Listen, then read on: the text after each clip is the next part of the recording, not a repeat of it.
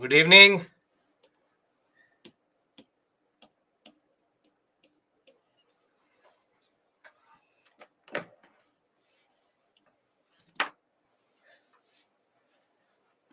Good evening. Good evening. Good evening.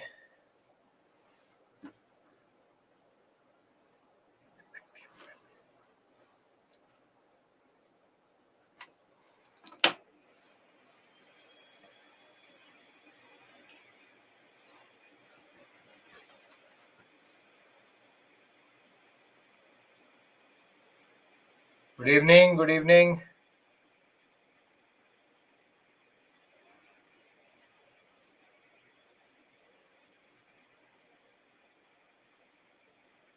No, Chetan.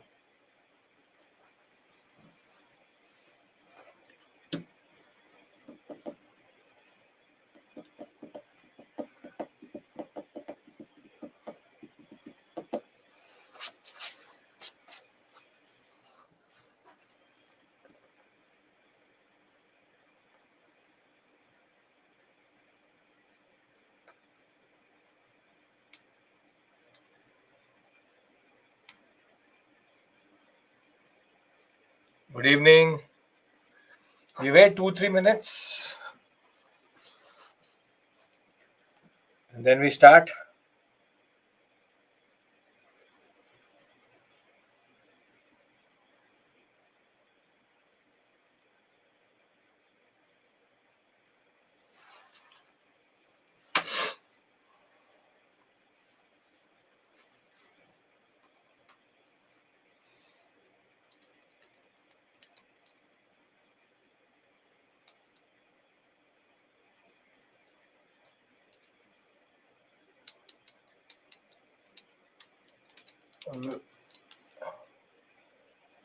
We'll discuss that on 18th in the webinar. That's it.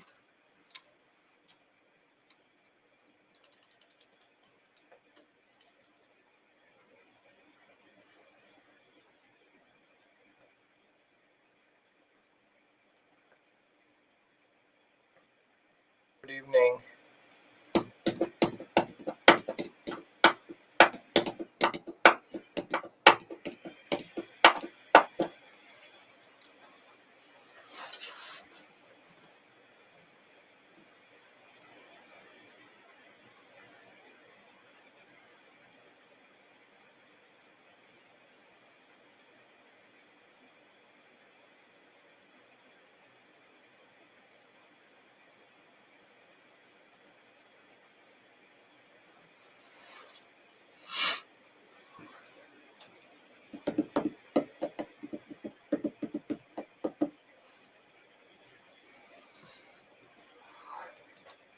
Good evening. Good evening.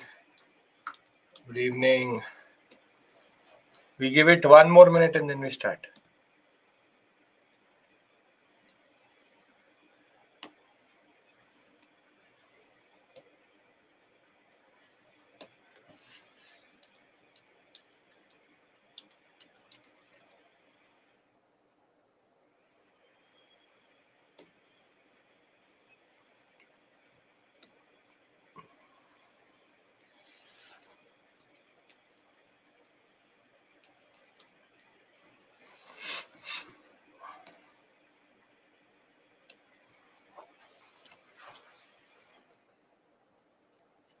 This is a fifth module.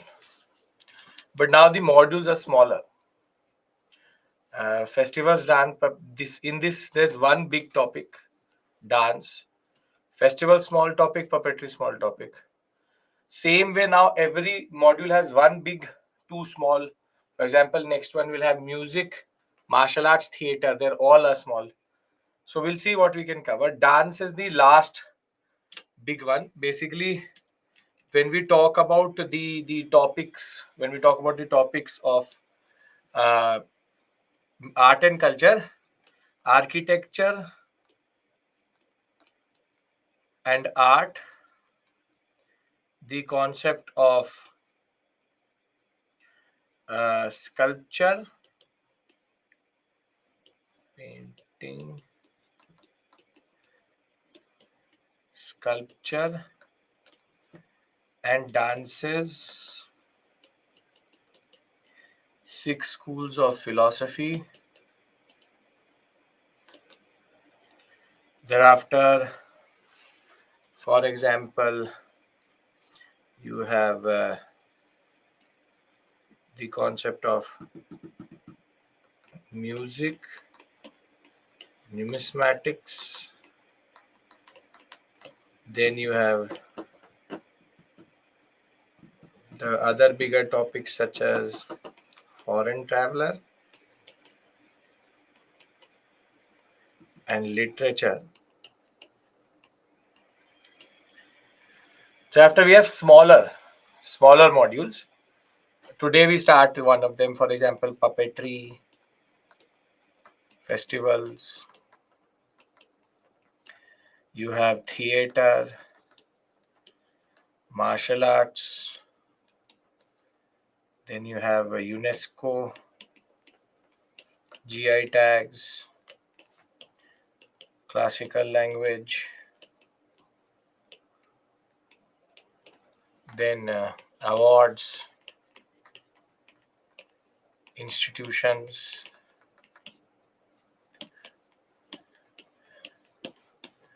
Small topics. Uh, the out of this you get mains and prelims questions both. This is more PT oriented in that sense. Extra class this Saturday, 17th is going to be officially the last class. Then maybe not Saturday. I'll tell you how long we need extra class according to what we complete till 17th. That I will tell you. That is on me. Where which type of questions do UPSC ask from art and culture based on emerging cultures or engage? There's no. It's not environment and ecology that you can decide that. Static also comes. Current affairs also comes. Current affairs is becoming more and more important that way. But static also comes that way. Classical musical instruments will do here. So small topics, there are multiple which we'll do here and there. For example, ports, pottery. As if I'm not there in that. Do art and culture anthropology option overlap? No. Thereafter, small topics, there are multiple which we'll cover. That is not an issue. UNESCO, tangible, intangible.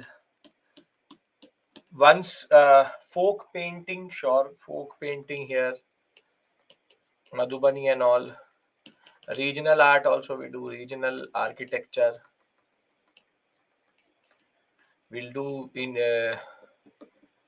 universities, ancient universities. Then one topic here, science and technology. Thereafter, sun temples, very small topics.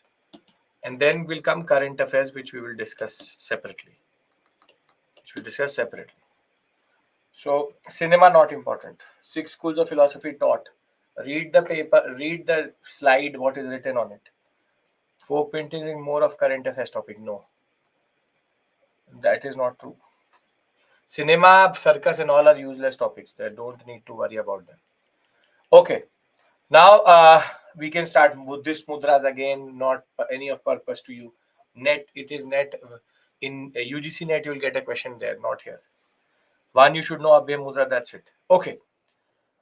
So we start once having done the big three in that regard: architecture, painting, sculpture, and we've already done Buddhism, Bhakti, and Sufi is already done. And in a way, Buddhism, Jainism, we've already covered under ancient India. So the big topics, only some are left. One big with a combination of others we'll do. That we'll see how to go about it. Calendars I've already done with you. Numismatics is called coins. So we'll do that. So calendars we already done. All Saka, Vikram, all. Or nothing more needs to be done in that. As it is, you don't need to get caught up in festivals. Don't need to get caught up here in any descriptive topic. I'll tell you what to do. So we start our first big topic, and here you have a chance of mains level questions coming. Whilst in others that would not be true because you would need to just know the state. Dances, there are two. There are two types. One is called classical dance, and the other one is called folk dance. Now, to be very clear, this is the area from which questions will come. No prelims questions from this area. Why not? If it is mains, PT is already there. That is why I don't write these things, because you all get different wrong conclusions in that regard. So classical dances is where we will concentrate. 8 classical dances. Folk dances is something which you only cover after you have covered the whole syllabus. This is a very big area, not worth it in any way or form. I will do certain in class, certain will be indicated.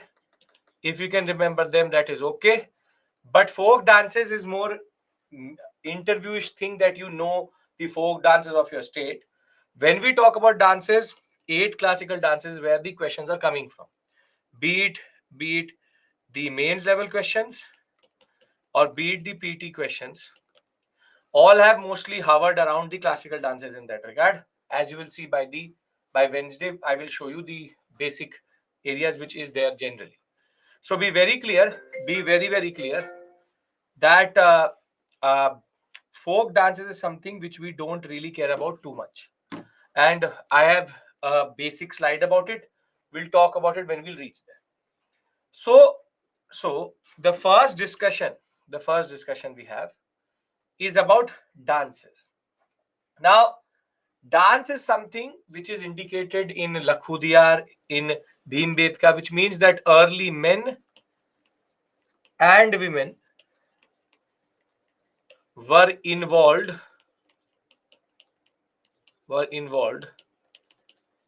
in the art of dancing. Even Harappan civilization has the dancing girl.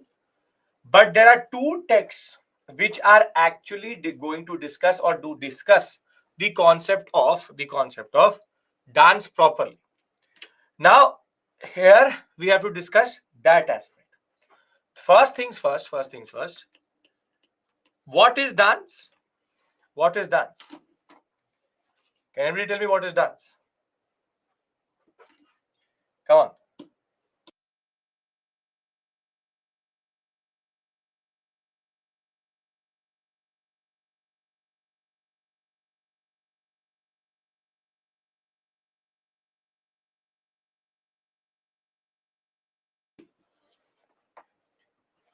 Body moves, art, movement of body, representation, express happiness. Kumar Lakshana, form of art, expression, movement of body parts with beats, rhythmic, local form of motion, movement based on body, movement on music. Okay. Now, a word movement is used by you quite a lot.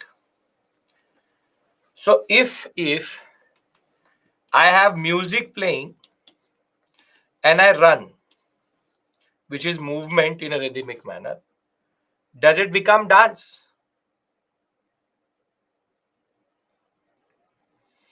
No. So, and when I'm happy, when I'm smiling or I'm crying, am I dancing?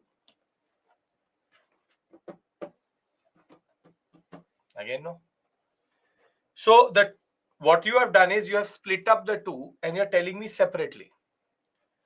See, according to Natya Shastra, which is a text by Bharata Muni, and please don't read this section out of Nitin Singhania. He has some issue with linking these two words with masculinity, femininity. That is not true. One is called Lasya, the other one is called Tandava. According to him, when these two meet, you get dance. You get dance. Wherein Lasya is expression and emotion, story. Tandava is rhythmic movement. A rhythmic movement. Meaning, only when emotion and movement come together, you get dance. You get dance.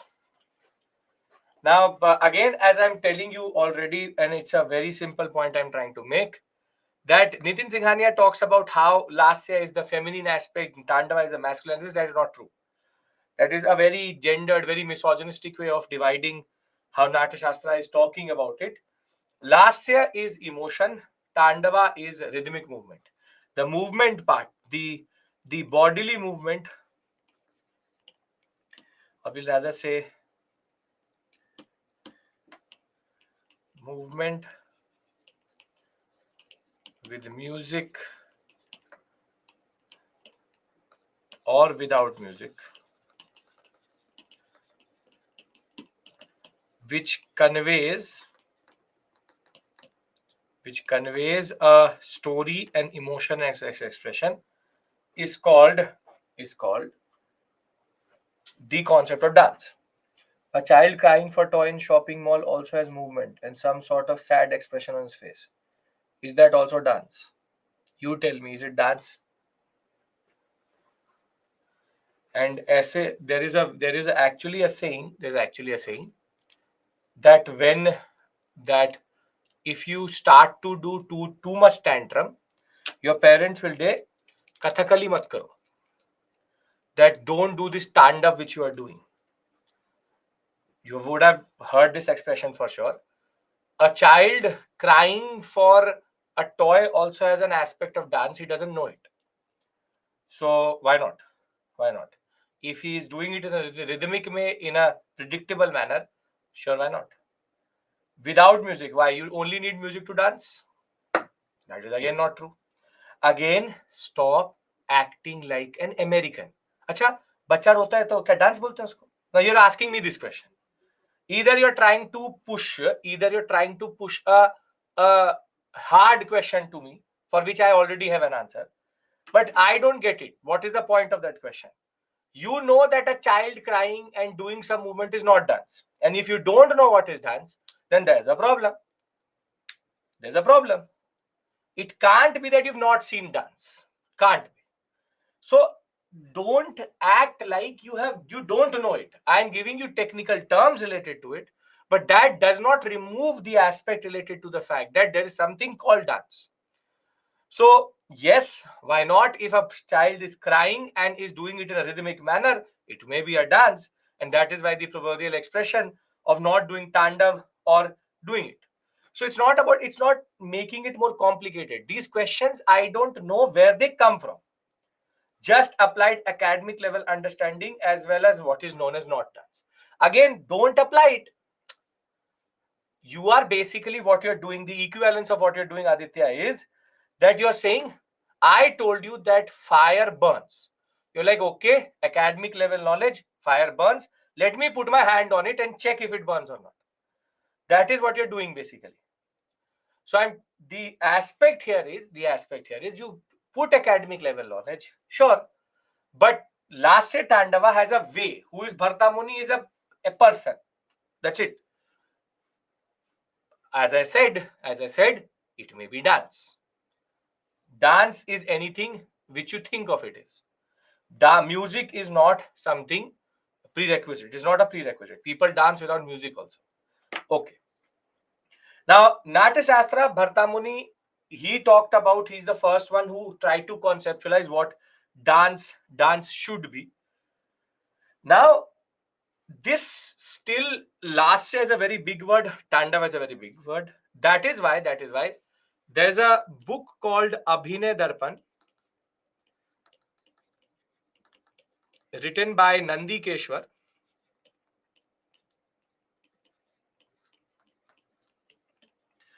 And he tried to complicate it more. He said that these two ways of division not do justice to the expression of dance. So he used the words natya, nrita, nritya. Natya, nritya, nrita. Lasya Tandava is denoting to grace, bhav, ras, abhinay, which is acting, along with emphasis on rhythmic movement, and which is Tandava. Now, Abhinay Darpan goes a step further. Goes a step further, wherein he divides it into further. Natya is Nritya, Nrita. See, Nritya is the rhythmic movement.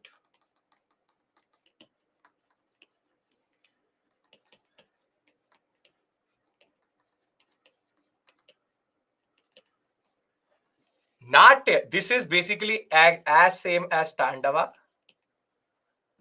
Natya is the storytelling.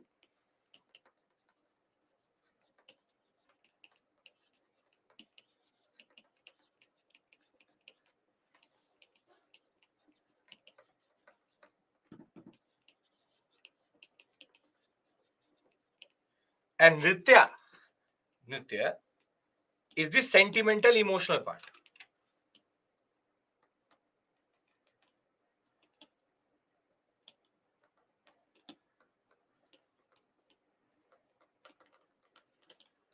So basically, what Nandikeshwar has done, he's split up Lasya into two. So you have Bharta Muni, who talks about two, Lasya and Tandava. On the other hand, Nandikeshwar, what he's done is he's split up into three. You have a Nrita, which is nothing but Tandava. Then you have Natya and Nritya. These two together are basically Lasya. This is the acting part, and this is the expression part. This is the expression part. Is Nitya like Lasya? No, Lasya is basically Natya and Nrita both together. It's both together. So basically, what Nandikeshwar in Abhinay Darpan has done has split up Lasya. Not very difficult. Why are we having this discussion? Because you can get a question in the examination. What is the, or what are the basic elements related to dance, or what are basic components of dance?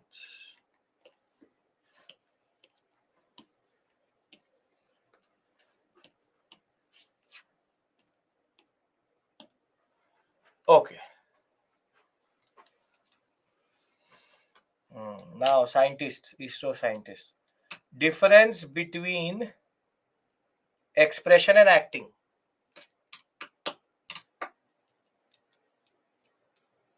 Acting also includes expressions.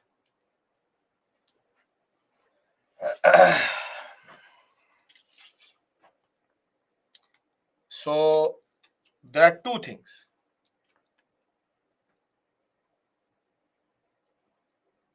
First, the acting which you are doing here, which is that I don't know the difference between expression and acting, and the other would be the expression on your face. So when you go to your mother and you want a phone, so you acting karta, being helpful, doing the chores of the house. That is acting. Expression is when you get the phone in your hand. That is expression. So Natya means showing dance through acting. No. Showing. See, now this is the problem. Now you all are products of Bollywood dances, which basically are without any जिसको बोलते हैं सिर पैर नहीं है. There's no head and tail to what they do. A dance is there because a dance is there. Classical dances are mostly called recitals. They express, for example, the the Mahabharata or the Ramayana or some story. So it may come as a shock to all the Americans here who've just landed from New York that there can be a dance which has expression also and can tell you a story also. So it's not difficult, and you know what is acting and you know what is expression. And stop asking me literally zero IQ questions wherein you are asked, acha, acting to expression ke bina ho hi nahi sakta. This is what you're basically asking me. Then what? So let's do one thing. Let's go back and beat up Nandikeshwar because he was dumb to talk about this like this. But to be very honest, there can be expression without acting. There can be acting without expression. All the modern actresses are like that only. And thereafter, you have movement without expression and acting. So, to be very honest, acting is totally very difficult to do. Expression and acting both are very difficult to do, and movement add to it is very difficult. That is why classical dances are very, very difficult. So, I'm not going to waste our time in discussing what is the difference between that. Okay. Acting come under drama. Bharatnatyam consists body. We come into Bharatnatyam. Okay. Again, too long a discussion for something quite straightforward. Acting movement that can tell us about story. Again, you are making it difficult. That it is straightforward. Milk, tea, sugar. Tea bag, milk and sugar together make tea. But now what you're asking me is milk can also be milk. Tea without milk can also be there. Sugar is in itself an entity. Stop it. Simple point. I've already put in too much time. There are two ways in which the way the text divide how dance is considered. One is Natya Shastra, which talks about Lasya Tandava, and the other one is three elements Nrita, which is basic dance steps, devoid of any expression or mood. Natya comes in when storytelling comes in a dance recital, and when sentiment and emotions are expressed through dance, it is called Nritya. So we now move to the 8 classical dances which we have to cover. Now, a very standard prelims related question, is dance state. Standard. Bharatanatyam, Tamil Nadu, Kuchipudi, Andhra Pradesh, both in from Kerala. Thereafter, Odisha, Manipur, UP, and Assam. They are called classical because they're recognized by the Ministry of Culture, not by Sahitya Academy. This is a very standard question. Folk dances are regional. They remain within the region.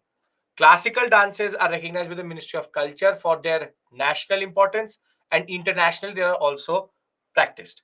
Classical dances have a very long story, a very long history, and mostly are related to certain traditions which were in the old tradition. Folk dances are known within the state border. Okay. Yashgana is a theater form, not a dance form, which we'll discuss. Okay. This is the first standard thing, which is dance and state. 50% of the questions can be done by this only. 50% of the questions can be done by this only, because from match the following to any standard question, if you remember this much, you will remember half of it what you have to. However, because we get statement based questions, you also need to know other aspects, because that will help you. If you gave the first PTS, you will realize that Bharatnatyam was asked through a statement based question. That is the type of question which can come, wherein you need to know the origin, most unique element. Sorry, I am pointing to Sangeet Academy under Ministry of Culture. Yes, sure, why not? I know that it is under the Ministry of Culture, but that is an academy. The ministry gives a different type of recognition. So I know that it is under the Ministry of Culture. You are talking about a subset. I'm talking about the main body. Origin, unique element, and the basic steps or features. Dance and state is not just Gulam for PCS exams. UPSC is also previously asked a very straightforward question. ODC, it was written straightforward. The state was asked. See, there are two aspects here. From here, you can get mains questions, but this is a very standard question. This is a very standard question which is asked everywhere. This is the least you should know, which is the state of the classical dances. So I'm telling you what type of questions can be asked. UP, Uttar Pradesh, UP. Okay. Now we've discussed the components. Now we've discussed the basic states. Now I'm going to go into this. We are going to analyze every dance, and thereafter on one slide I'll put in the basic things which you should know. And under origin, unique element, and basic features in that regard. So the first one is these all are classical dances. Yes, the first one is Bharatanatyam. Now the name itself coming from Tamil Nadu, the Bhav Rag Tal, which is the Bharata part, which is the music part, and Natyam means to dance. The most important element about Bharatanatyam, there are three things which are quite unique to it. Before we go into that, standard things, E. Krishna Iyer is the one who revived this form. Rukmani Devi Arundale is the one who is the most popular one who practices it. Now comes the origin. Now, when we talk about the origin of Bharatanatyam,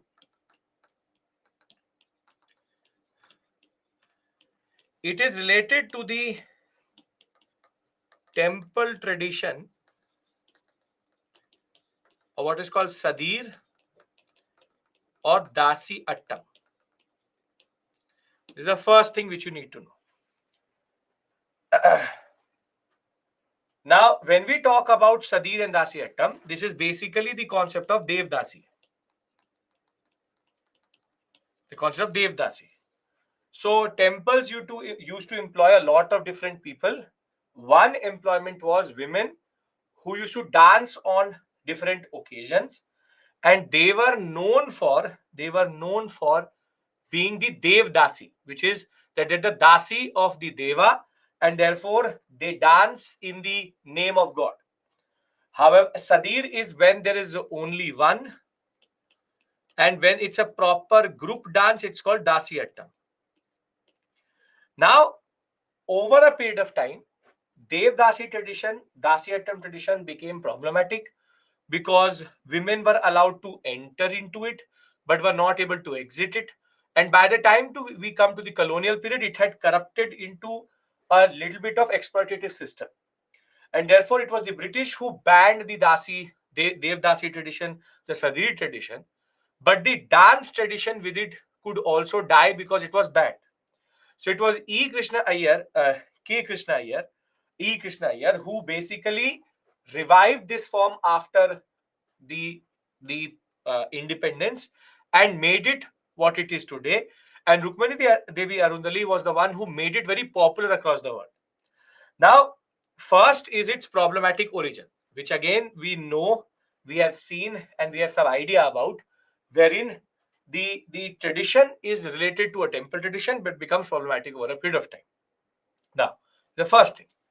Second thing is unique features. Now, when we talk about unique features of this dance, the first is called the bent knee. This dance is quite difficult to do because of the fact that in most of the postures of this dance, you need to have the bent knee in order to make sure that the proper form is followed. Thereafter, you have the second one, which is the Tamil silk, the Kanjivaram silk itself, which is known to be, and every state has its own sari, and therefore the Tamil silk sari, the Tamil Nadu silk sari, which is used in this, is iconic of this area itself. And thereafter, the third is emphasis on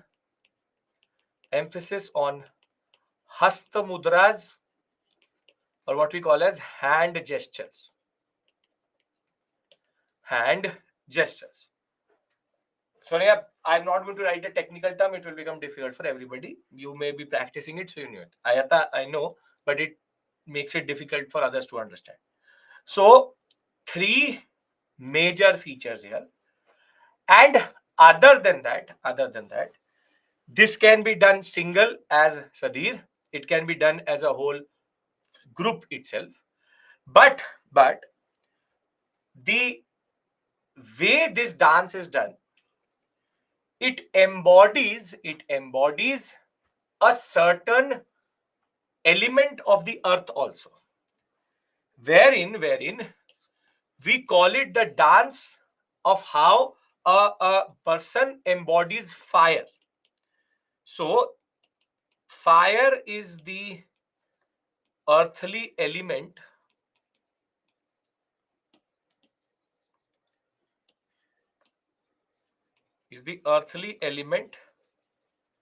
expressed, which is that how a fire, when it is in a candle or in a small diya, how it dances with the wind, that is how the dancer dances. And you can see that everywhere the hand gesture matters, and everybody has a separate hasta mudra, because hasta mudras try to express a certain idea, and the thematic is mostly devotional. The most iconic dance of Bharatanatyam is the most original dance itself. Can you tell me what dance is this? What dance is this?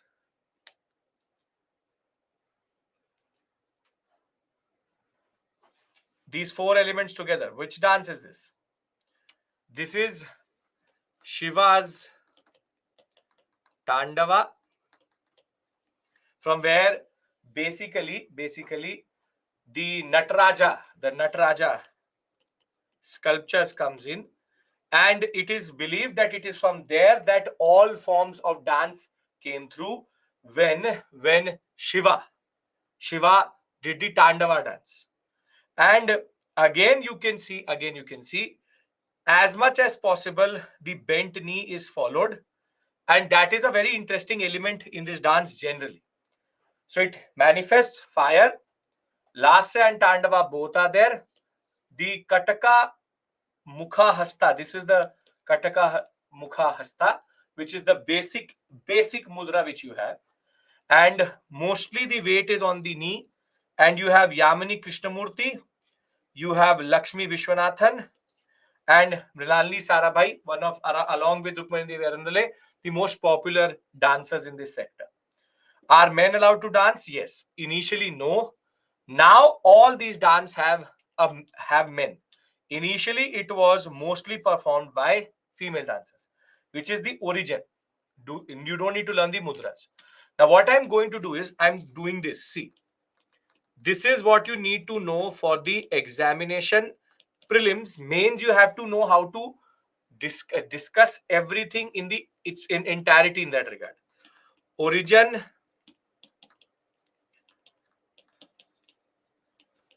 origin Sadir Dasiattam, unique element,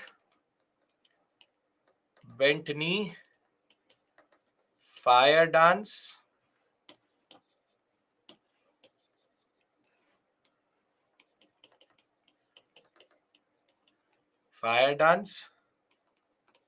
hand gestures, though hand gesture is not very unique to it, but every dance has hand gestures, but more emphasis here.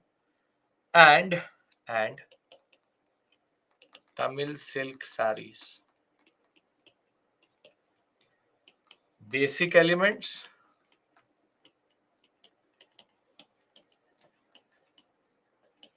devotional, dancers originally were female, now male also allowed. This is the basic thing which you have to remember. If this is clear, we move to then Kuchipudi.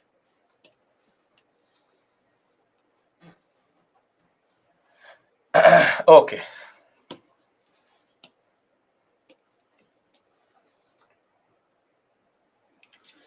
Now, when we go to Kuchipudi, the name itself comes from a village in Andhra Pradesh, which is the Kuselvapuri or Kuchelvapuram. And the origin of this dance is in the men who used to go around from village to village practicing this dance in different parts of the Andhra Pradesh sector itself. That is why it's called Kuchipudi, coming from the original performers of this what we call as a village itself. Hand gestures represent fire. No, the dance itself represents fire. The dance itself represents fire. The way they dance, it looks like the flame. It's very quick movements, and the movements generally, the bent knee itself is to give them a certain flexibility of upper body, which looks like fire is there.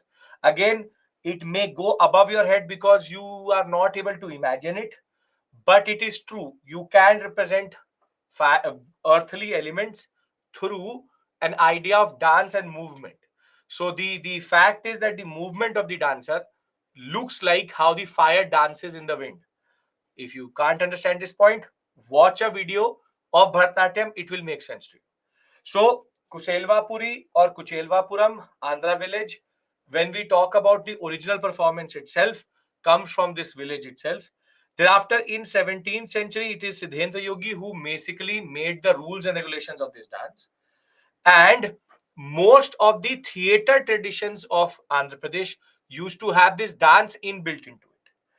But it will become properly practiced under the male Brahmins who are called Bhagavatalus, who used to actually do this for God. But later, it was open to women also, not just male Brahmins in that regard. Now, do women perform? Now every dance is performed by male and female. What does earthly element literally mean? Earthly element literally means there are five tattvas, which is fire, earth, water, sky, and air. And basically, these all five become together. This is the basic five elements. In that five element is one fire. Okay. Now, when we talk about Kuchipudi, now only Brahmins allowed. No, initially only Brahmins allowed. When we talk about Kuchipudi, again, it is known for two very important things. Team performance is there, but it has very difficult foot movement. But more than that, you can see automatically that the sari changes. Obviously, it will be Andhra silk now, and the person is standing more upright because the bent knee aspect is not there. And more than that, the dance has a certain storytelling aspect which is quite emphasized about. This is for the people who do not have any idea. The moment of Mahishasur Mardini. Basically, this is Durga and Mahishasur. And therefore, through dance itself, they enact a lot of devotional aspects or even devotional stories in that regard.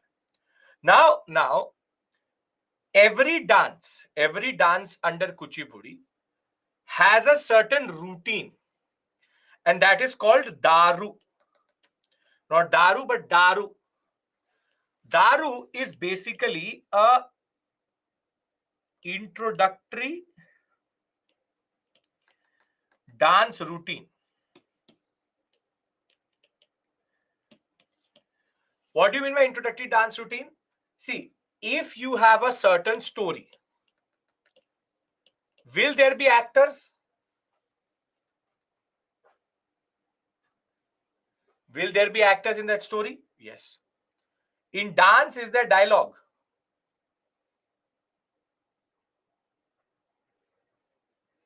No.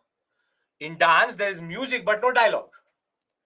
Now, if there is no dialogue and there are actors, how would you get to know who is who?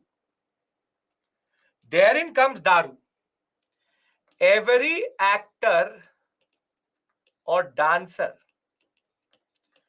introduces oneself and their character through a small introductory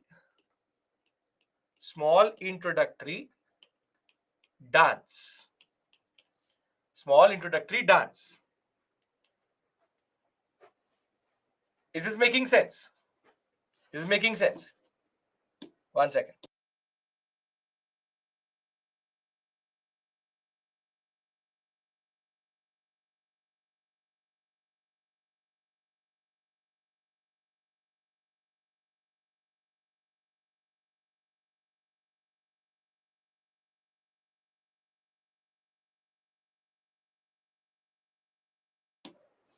Okay.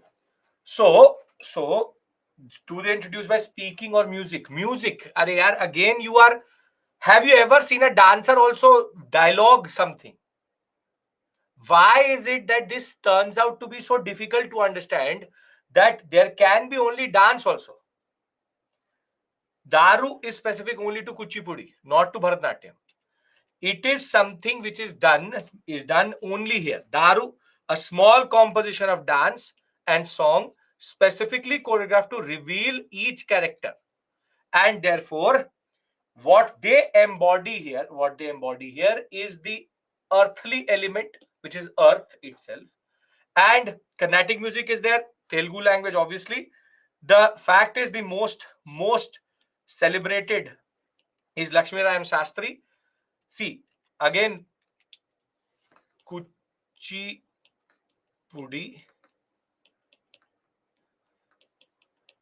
Andhra Pradesh. In song, is there lyrics? No. This is classical dance. See, that is the problem. Now your understanding of dance is so distorted that you think it has lyrics. No, there is no lyrics in classical dances. There's no lyrics in classical dances.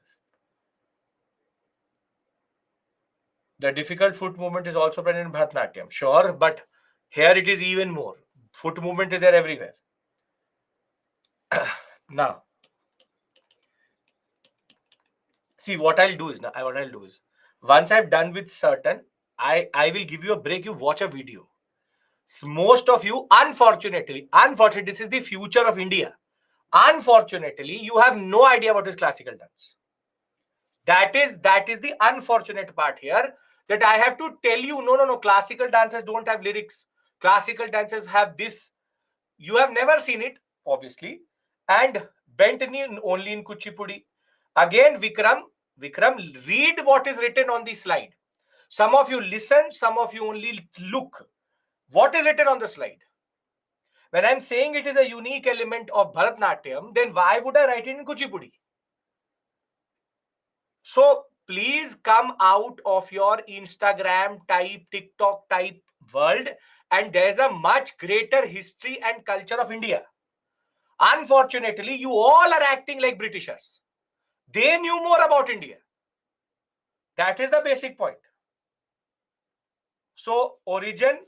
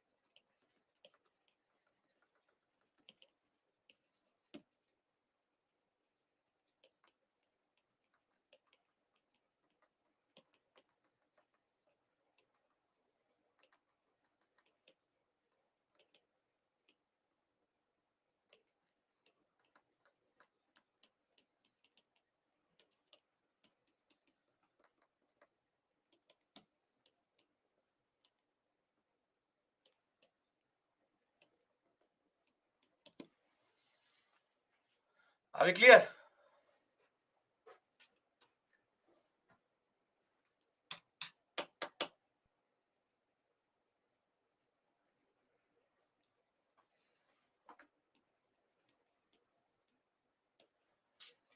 Okay.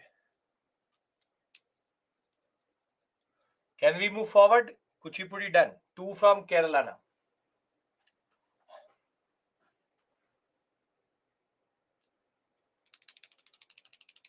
See, it's not difficult. I'm trying to show you images so that there's a certain visual memory in your mind. If that is working, okay. If not, whatever I'm writing on this slide, again, I should not be doing this because it is literally making notes for you. This should be your aspect, but I'm doing it. Separate issue altogether. But the basic point is Bharatanatyam, Kuchipudi, Tamil Nadu, Andhra Pradesh, we have the origins, we have the unique elements, and we have the basic features. Can we move forward? Okay. Now, the next two come from Kerala. One is called Kathakali, and the other one is Mohini Attam. Mohini Attam. This is also.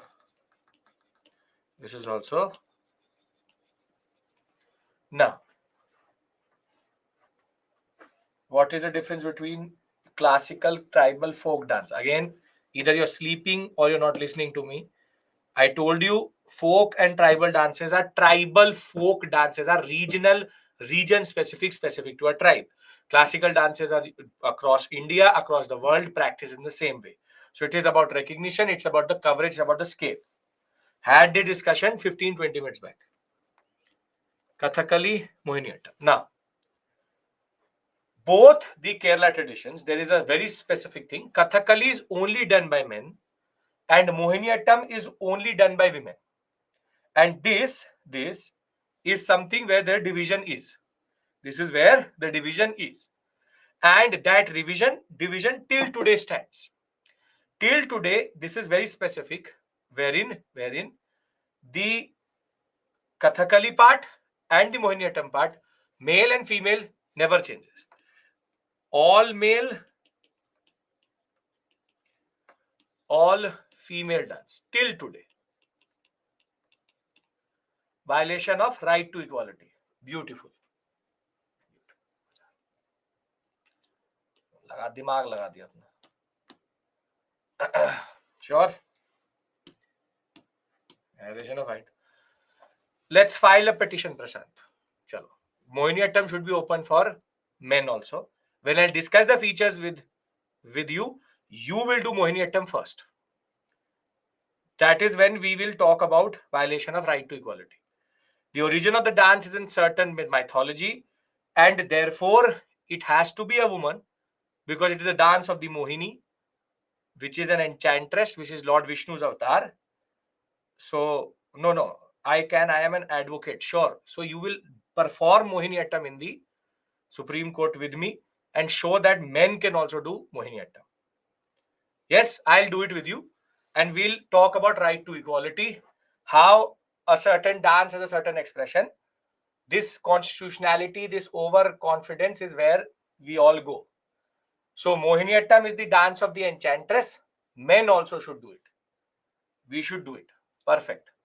And Kathakali is all men. So it should be done by women also. Done. We will file a petition. You're an advocate, we'll file a petition.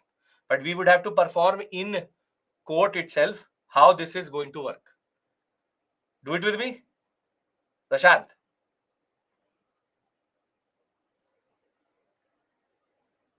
बोलने से नहीं होगा, करना पड़ेगा. Okay. I will make the judge also dance. Okay. Kathakali. Let's the judge also perform with us. यही contempt of court ही बच गया, वो भी करवा लेते हैं. ठीक. Kathakali. Okay. When we talk about Kathakali, most of the dances of Kerala come out of the idea of what we call as the traditions which are there on the ground. For example, Kudiyattam is a Sanskrit drama tradition and Kalripat is a martial arts tradition. And the dance elements which are taken from these lower on the ground, on the ground, what we call as different traditions. So it has nothing specific with any village or performer. It is just that it is an amalgamation of different elements. Now Kathakali went into obscurity. It will be taken out from obscurity, both Kathakali and Mohiniyattam, by a freedom fighter, V.N. Menon. And he will revive it to the point that today it is considered one of the most difficult but also most interesting dances of all, because it is all male and it is known for three very important unique features. One is the headgear, the other one is the makeup, and the other one is the costume. And what Kathakali is generally known for, what Kathakali is generally known for is that there is the foot movement is extremely difficult, wherein you have the thumping of the floor, and that way Kathakali is quite difficult in that regard. And more than that, it is the performer's commitment that he or she till today, or rather he is till today trying to keep this tradition alive. Now for you, Kantara is Bhuto Kala, that's a separate issue, that's a separate state, don't do that. When we talk about is Kathak or Kathakali same, this is Kathakali and this is Birju Maharaj, this is Kathak. Okay.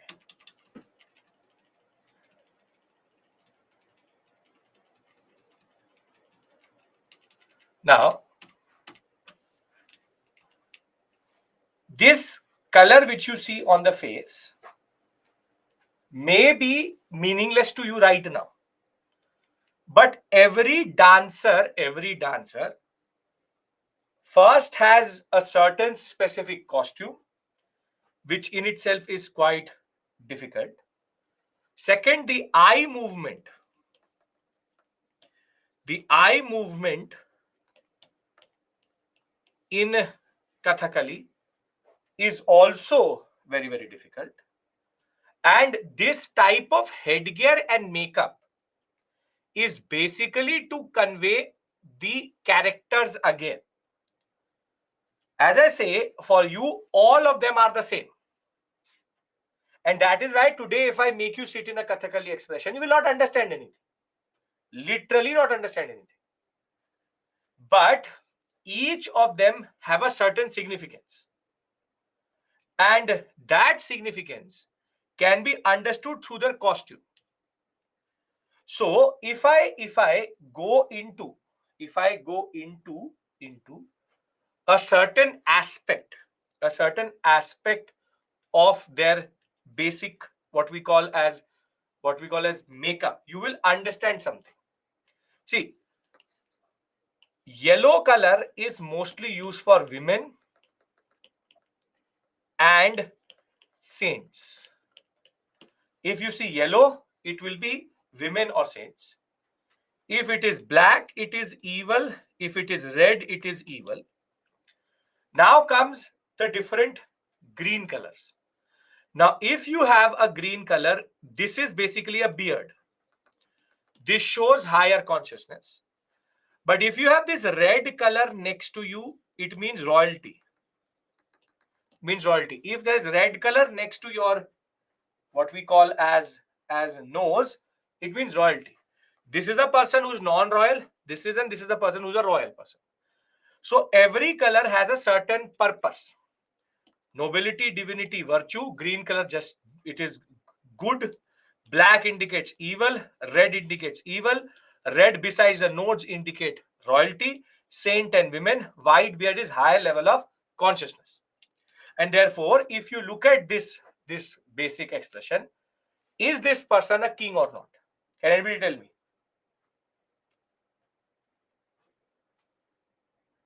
Is this person a king or not? This person. He isn't. Because though he has higher level of consciousness, he is good. The red color is not next to his nose. I hope that you know the difference between nose and mouth, and therefore some will say no, red color is there because that is next to his mouth. There has to be red color here so as to become royalty. You can see again a man is acting like a woman, and yellow color is used in that regard. This is a more interesting set. This is again how men dress up as females. Nowadays, it could be anything. Till very recently, it is all male. Pure Kathakali will always have all male tupe, or what is called as performance. Now, this is a very interesting set of personalities, wherein you can see you have a saint, you have evil, you have the king, and then you have three men who are not kings but good people related to him. Beard means generally that they are very learned, and therefore, if you now understand the colors, Kathakali recital will start to make sense to you. Basically, this is where the acting part comes in. And this is why these dance tupes and these performances are extremely intricate in that regard. So when we talk about Kathakali, the origin is in Kudiyattam, which we'll discuss, and Kalari Pat, which we'll again discuss later. And when we talk about unique elements,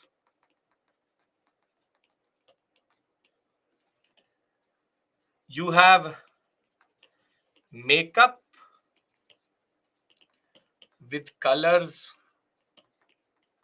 having significance, eye and foot movement,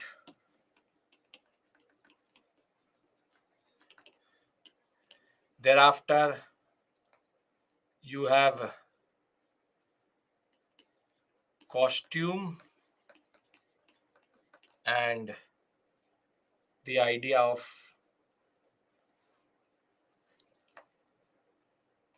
what we call as headgear, basic elements, storytelling via dance, and one more important aspect which is there, one more important is the language which is used, called Mani Pravalam. In Kathakali recitals, Mani Pravalam, Mani Pravalam is something which is a mixture of Malayalam and Sanskrit. That way, it is quite important because this means that the Sanskritic traditions of North India were percolating into this sector, and in that regard, you have you have a certain idea where these two are mixing together. You have Mani Pravalam, which is Sanskrit plus Malayalam.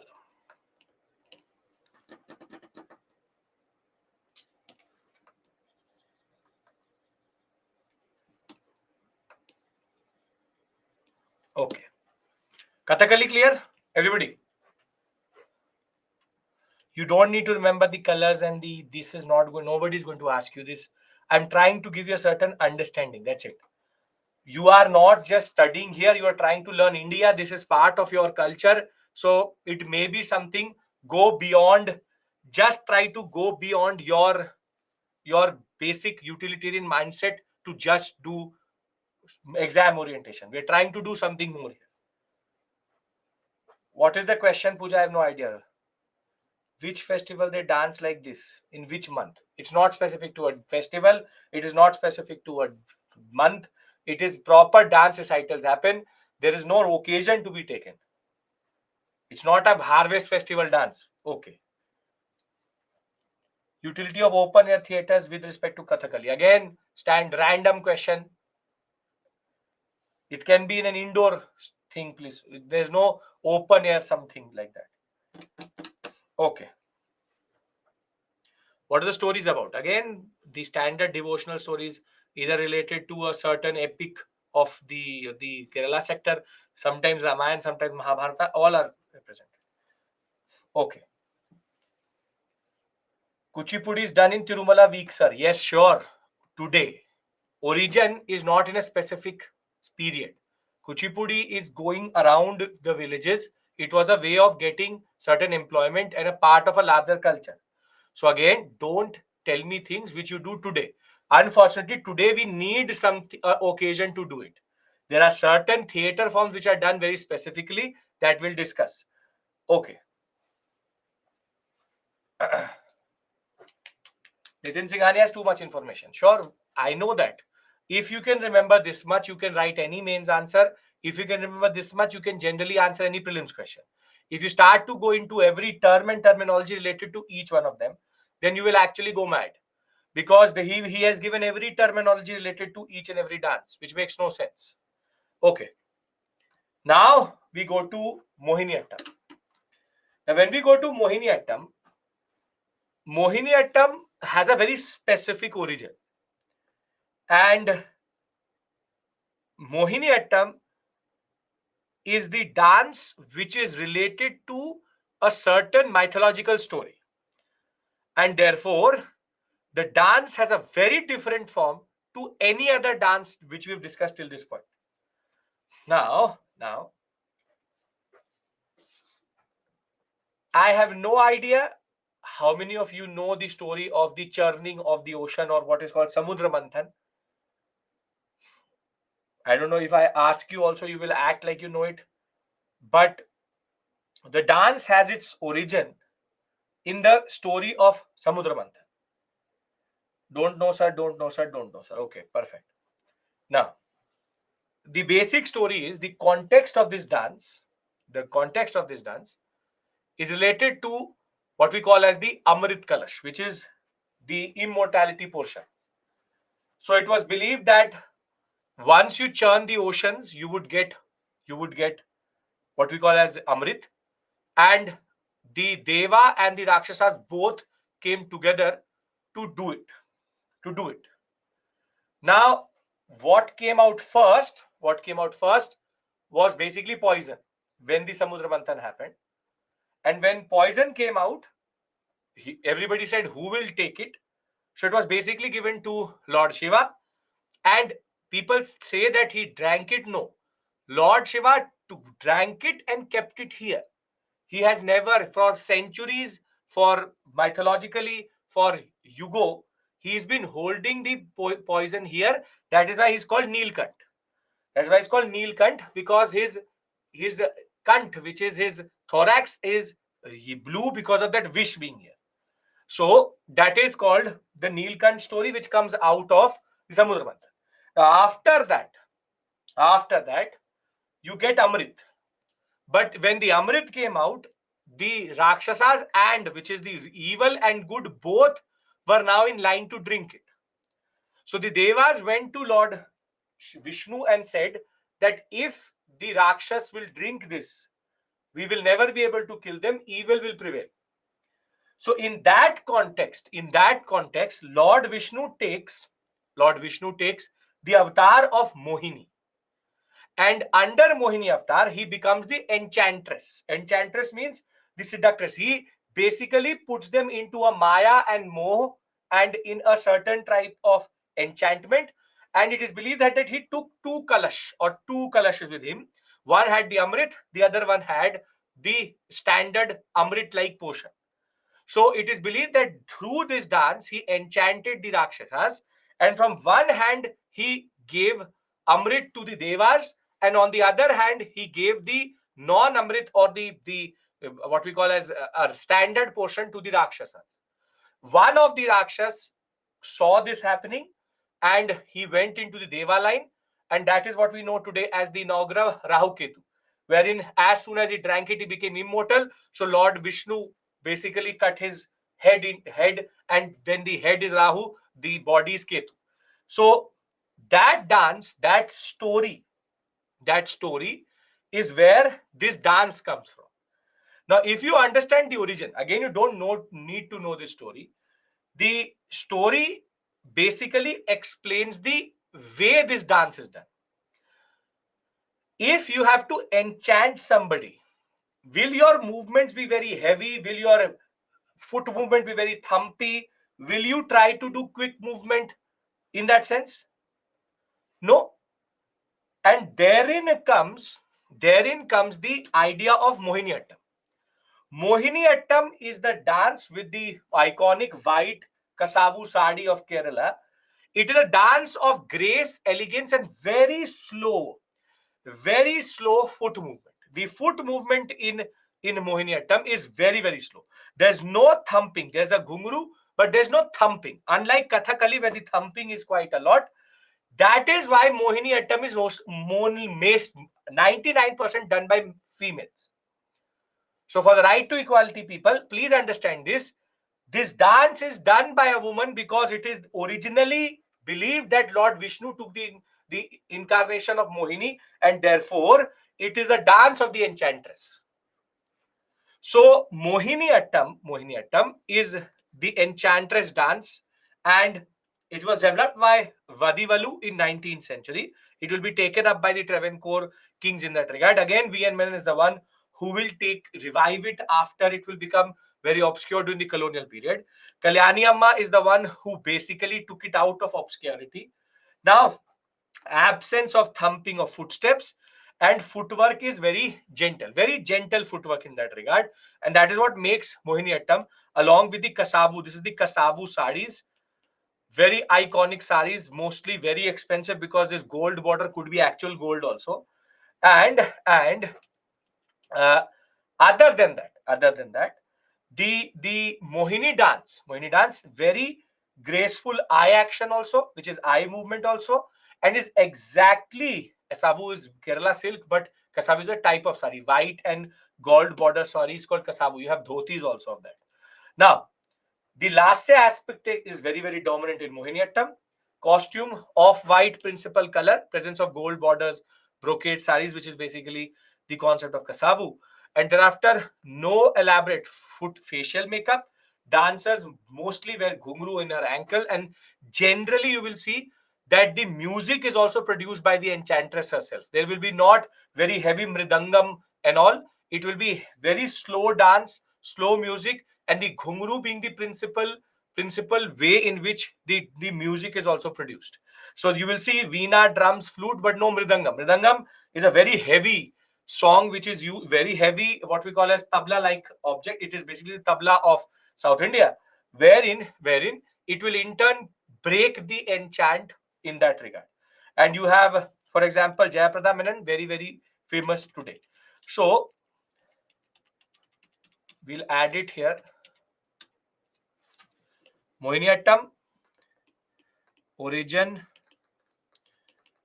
the churn of ocean, mythological story, uniqueness, gentle footwork,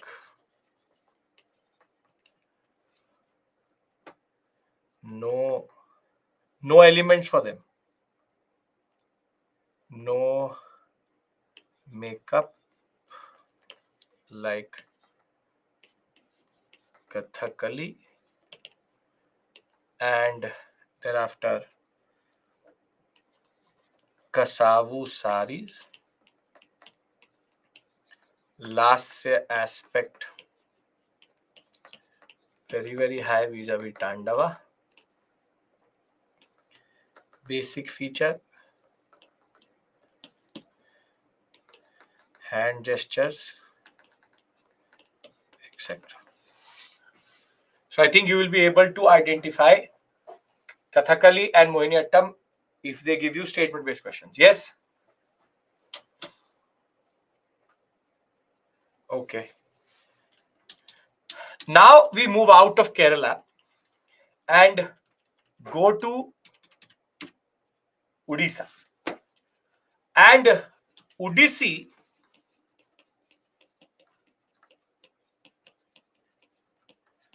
is in that regard considered the most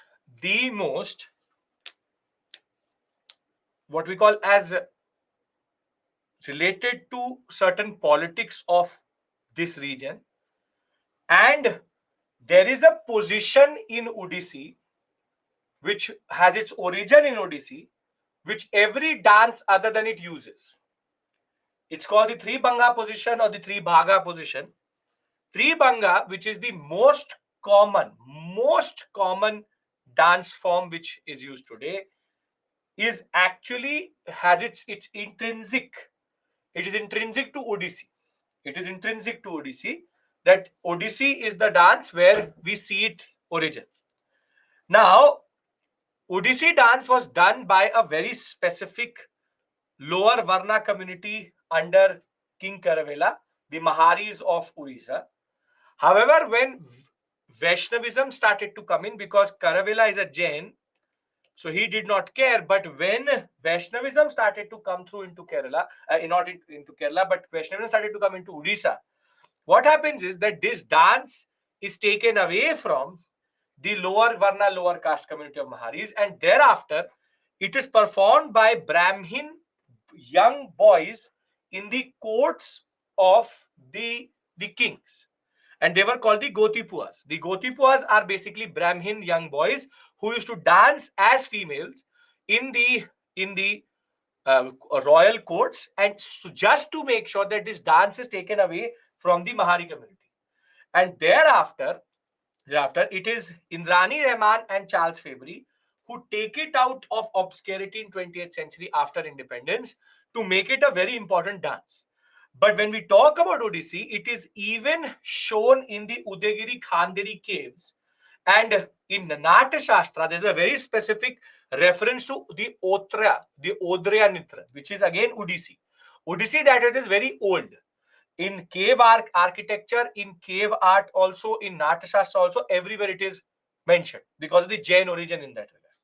But what it is actually known for is this. This is called the Tribhanga position.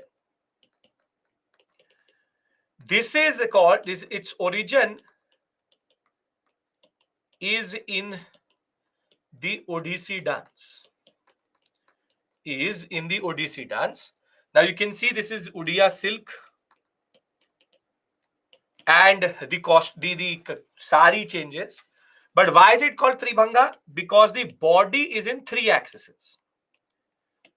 To divide your body into three different axes, Tribhanga. But one thing is very common in Odissi, which is that the torso part is mostly static, and the upper body is moved quite a lot. It generally represents water element, and more than that, Odissi is known for, other than the three axes around which the body is also known for optical illusions. Optical illusions in dance. And that way, Odissi is quite difficult to perform. All three women having the three bhanga position. 1, 2, 3. 1, 2, 3. 1, 2, 3. This is three bhanga position. But when we talk about the expression part, very, very expressive. Again, hand gestures, very, very important. But the optical illusion part of Odissi is at a different level altogether. When the dancers perform, they try to create a certain spectacle, which in itself is quite unique to Odissi. There is no other dance which tries to do this. Men, women both perform. Today there is no differentiation in that regard. But this way of using hand gestures, using a certain sense of movement to express something is very, very interesting. So Odissi in that regard is related to it. For the scientists in class, before they ask me where is the woman, her face is here. There's a woman standing behind her, and that is why they are trying to create an optical illusion. So don't tell me there's a headless woman. It's an optical illusion. It shows the bending power of this woman, who is show, basically parallel, horizontal to the ground when it comes to her upper body. That's why I told you upper body emphasis is quite a lot, and therefore it is quite interesting. So let's discuss the basic things and then we can put it. Odissi, use of mudras, postures for emotions. Tribhanga position is intrinsic to it. Chalk position is when you keep your hands as your mother would do on your torso. It gives a certain expression of masculinity. Lower body remains largely static. Torso moves quite a lot, which is the upper body aspect moves quite a lot, and the lower body. Then it basically refers to how water moves. Water element is quite obvious in it. So you have hand gestures, thereafter dance, water, different instruments does not matter to you, and you have Sharon Lowen and Marlia Bravi from Argentina and USA who perform it today in India and across the world in that regard. So Odissi, you have origin under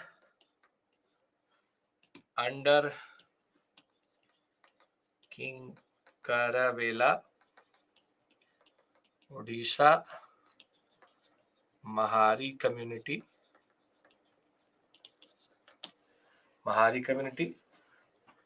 and thereafter, once Vaishnavism will spread, it will go to Gotipua tradition,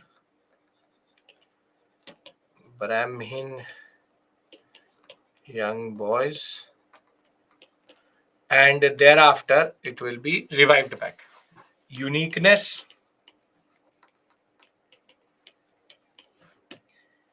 under uniqueness you have water element,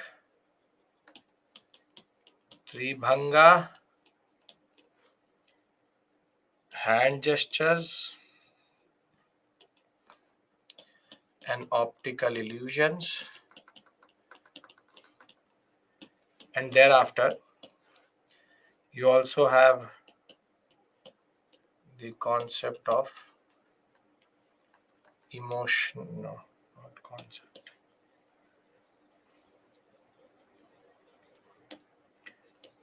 Odisha silk, basic elements, storytelling. This remains mostly the same for everything, and emotions are high. Chalk position. Okay. Now Odissi done. We move to the last three. First is Manipuri. Now Manipuri dance, obviously Manipur, is known to have two types of origins. One is related to the Lai Horoba festival itself. At least let us copy. You are going to get the annotated PPT, so you don't need to copy. So Lai Horoba festival,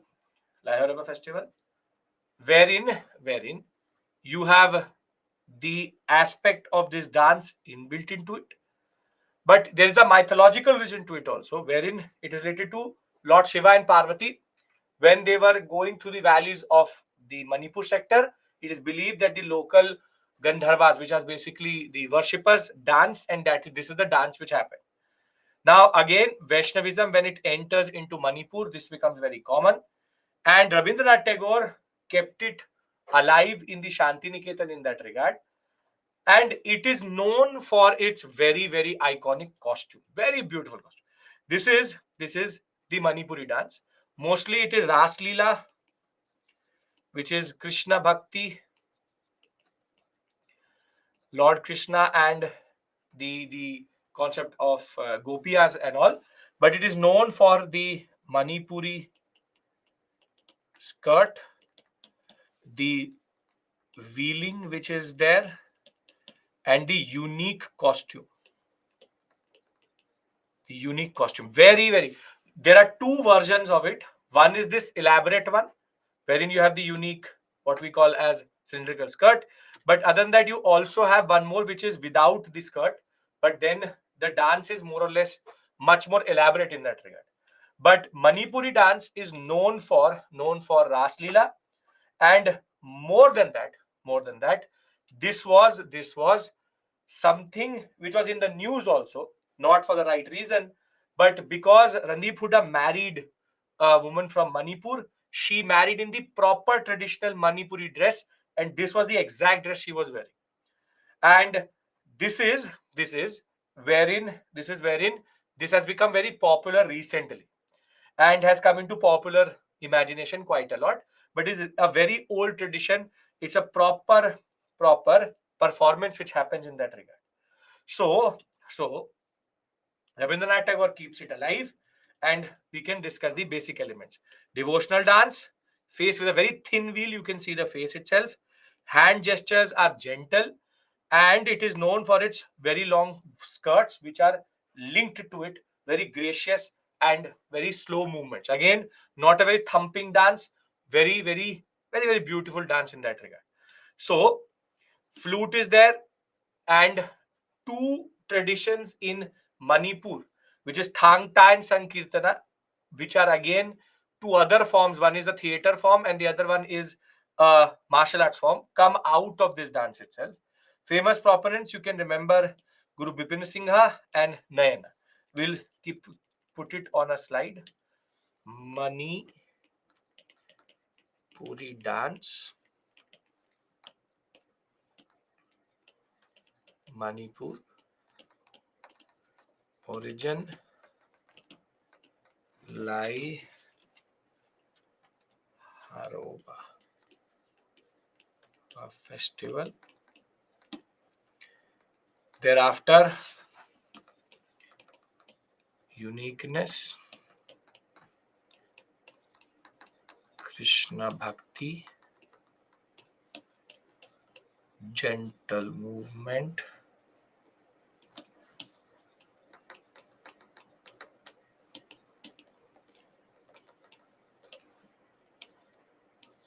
wheel,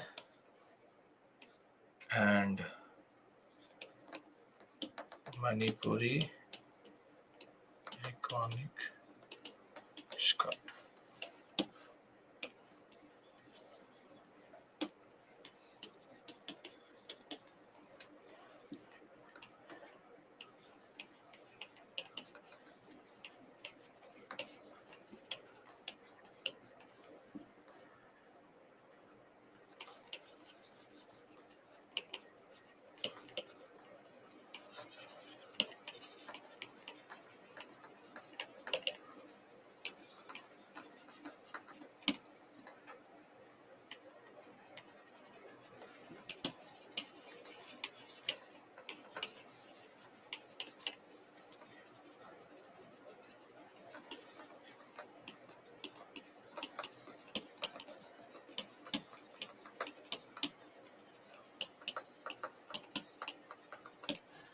Okay. Now, Manipuri, clear? Everybody. Wheel means ghungat. Okay. Now,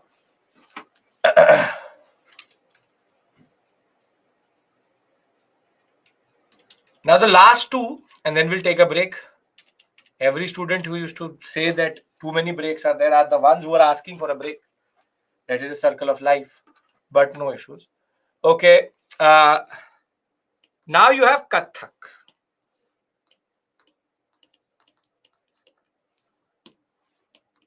When I give breathers, you don't want it. Today you want a breather.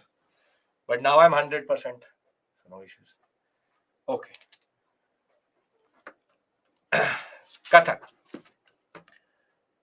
Kathak has its origin obviously in UP, but it is a dance which was Persianized because it was practiced in the Mughal courts quite a lot, and started from this sector, became the costume, and the way it went forward was that the Persian, the Indo-Islamic culture influenced it. And more than that, there's a very interesting thing. See, Kathak happens within a very limited space. Happens within a very limited space, wherein, because Kathak recitals were done, for example, in this type of a configuration, in which people used to sit in front of or around the dancer. So there's always limited space in which they used to dance.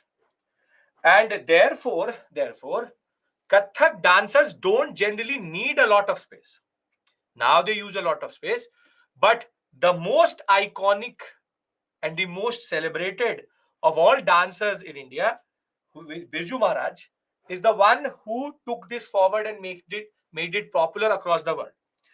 Origin is Ras Leela from Brajbhumi, thereafter Mughal court influence, and Birju Maharaj is the one who's the most celebrated.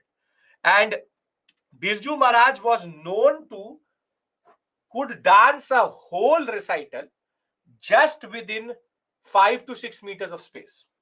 He used to stand in one place and dance and show expressions more than any other dance in that.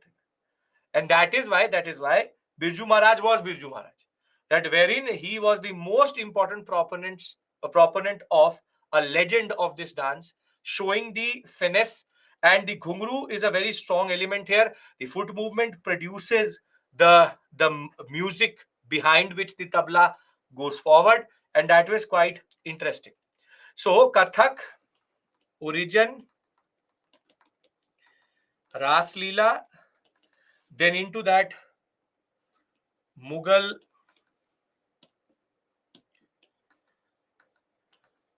court culture and Indo-Islamic costume and designs came through. Uniqueness, Persianized costumes, limited space of dance, and over and above that, we also have Persianized. We also have foot movement, which is heavy. Basic element, ghungru, and the rhythm is set by dancer.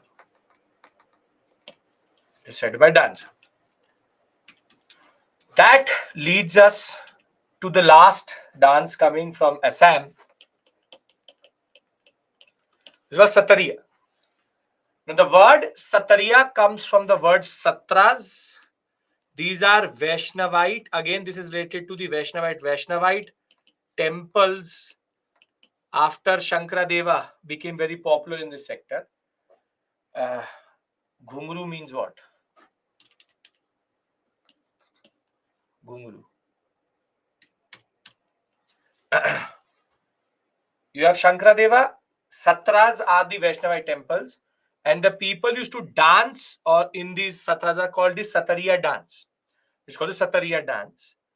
And it has an influence from Ojapali and Devdasi tradition of Assam, but it also gives origin to two more dances. So it is getting influenced by certain things which were already there, and it gives birth to two more.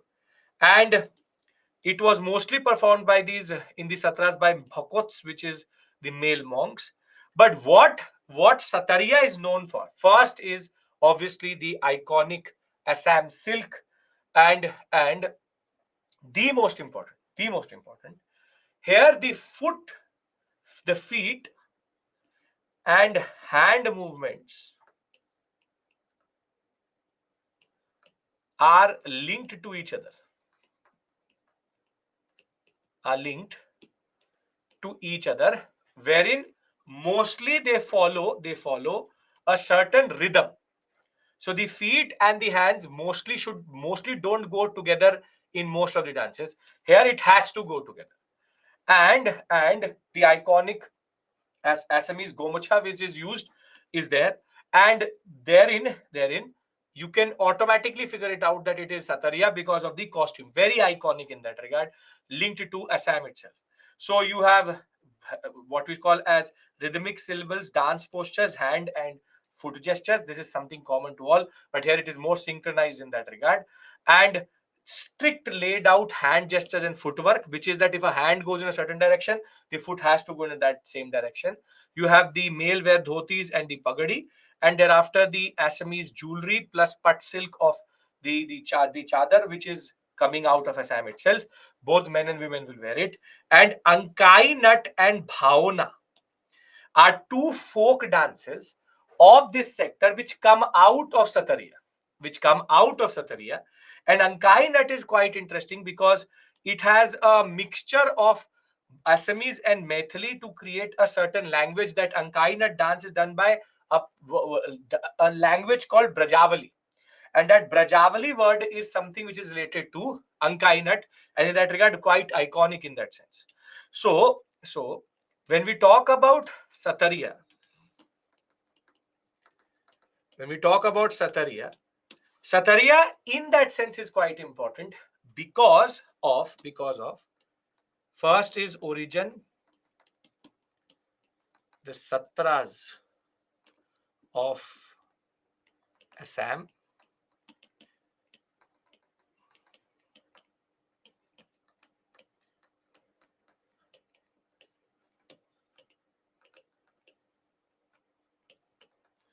strict rules for footwork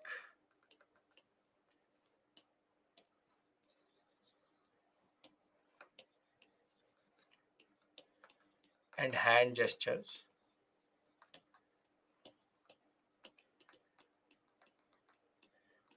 Assamese silk and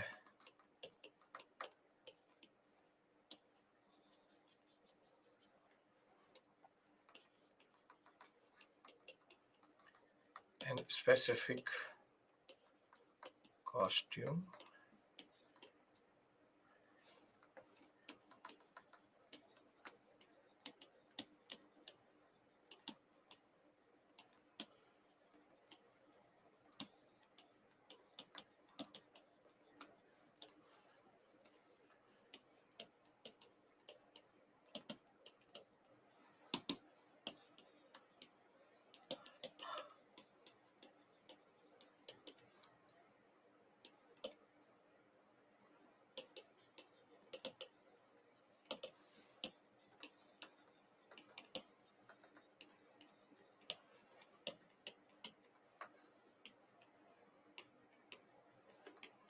Basic features.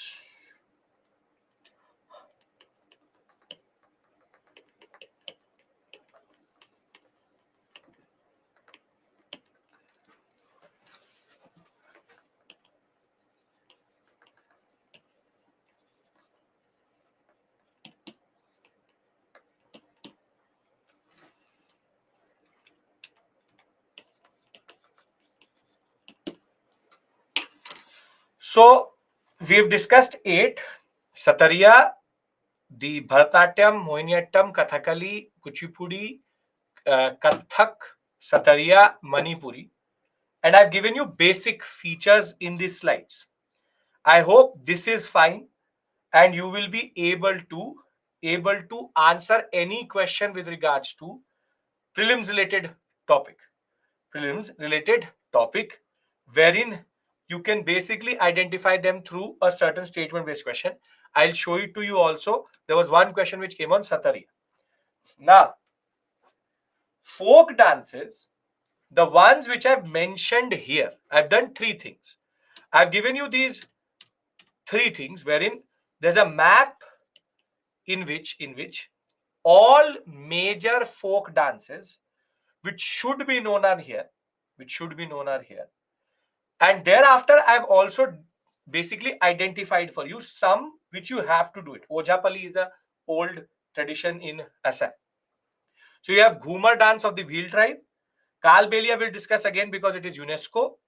Garbha, Chao, and Tarangmel. Garba is now UNESCO intangible heritage. Chao, these three are actually intangible heritages. Chao also. And Tarangmel is something wherein Goa is specific folk dance in a Portuguese zone itself. Thereafter, you have the Paika dance of Jharkhand and Orissa sector, the Jwara dance of Bundedkal MP, Gaddi dance of Himachal Pradesh, Bhangra, which everybody knows from Punjab, and Dadra from Uttar Pradesh. These are the dances which you should remember. But again, I told you, folk dance only remember after you've done classical dances and everything in art and culture properly. Because in Nitin Singhania also, the basic, if you look at it, basic contents page goes for 2 pages with regards to every folk dance. You don't have to do a thesis on folk dances. That is not what is expected from you. So what I want from you now is that with this we finish this section. What I want from you is three things. First, we'll take a break here. I'll give you a break till 7:15. You watch the videos of all these dances. That is my request to you. It will take you 1 second to go on YouTube and just write it and watch the dances. All 8 dances will take 8 minutes or 9 minutes maximum. Watch it and create a certain understanding. When I come back, I will ask you, did you watch it or not? It will give a certain type of understanding. Second is when we come back, we talk about puppetry, festivals, two small topics. And if possible, we'll do one more small topic, which is either theater or martial arts. We'll see that. Simple, straightforward. First, concentrate on classical dances. Done? Okay. So see you by 7:15. Watch it and tell me.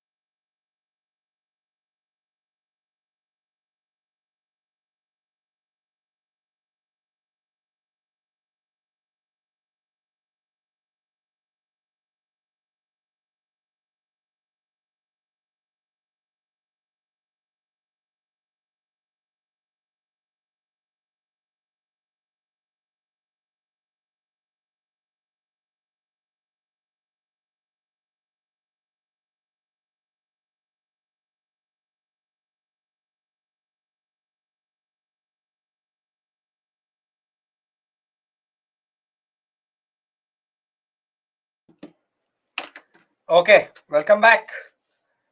I hope you got enough time to watch the videos. Perfect, Shalu, great. So, generally, it would have been a little bit of an eye opener watching these videos generally, so as to give certain visual memory to what you saw. Perfect. now, now,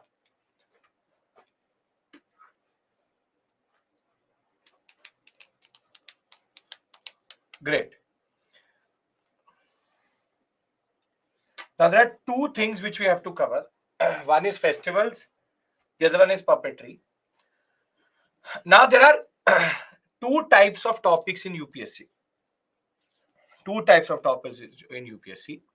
See, there's a concept called input output. This concept called input output.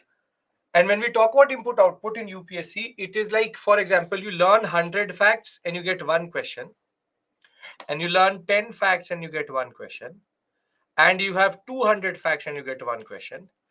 Then, in the first two cases, input is not worth the output, wherein you're learning 100 and you're getting one. That is not worth it. For example, national parks you can learn. Wildlife sanctuary, there's more than 100. GI tags, more than 430. For example, you have topics such as national highways. Makes no sense. That's called input output method. On how much input you get output. Now, when we talk about puppetry is a topic which mostly students leave. Can we say difficulty in dance movement, costly costume led to downfall of old dance form? No. It's no audience. That is the reason. Now, puppetry is a topic, as I said, mostly people leave saying what's the point. But here the input output ratio is quite good, because there are only 10 puppetry forms in India, and they all go into 4 basic categories. No question asked in exam. No, they've asked a question. They've actually asked a question. But this type of question, see, you cannot expect puppetry as a full type topic. You will not get it as a proper question. In a question in which they have matched the following, or which of the following is correctly matched, one option or two options can pertain to puppetry. What I mean to say is, this may help you in the examination in maybe eliminating certain options, or as a savior topic. See, if it was 50 plus 20, 25, 30, I would have said no need to do it, leave it. But puppetry does two things to you. First, it gives you one more bullet in the gun called art and culture. Second, it also allows you to understand how diverse our culture is. To be very honest, I should not be justifying why I'm doing puppetry. That is the unfortunate truth of this whole course, that even here I have to justify why am I doing puppetry. But generally, we believe that the cost analysis here works quite well. The ratio is good enough. 10 basic facts for one question maybe help you in getting 2 marks is more than enough. Now, because most of you are Americans, just landed from New York, अभी visa का ink भी सूखा नहीं है, it's still not dry. So you will ask me, what is puppetry? I've already seen 3 to 4 questions with regards to that. So for the Americans in the class, puppetry is puppetry. Puppetry is puppetry. Puppetry is called Kathputli.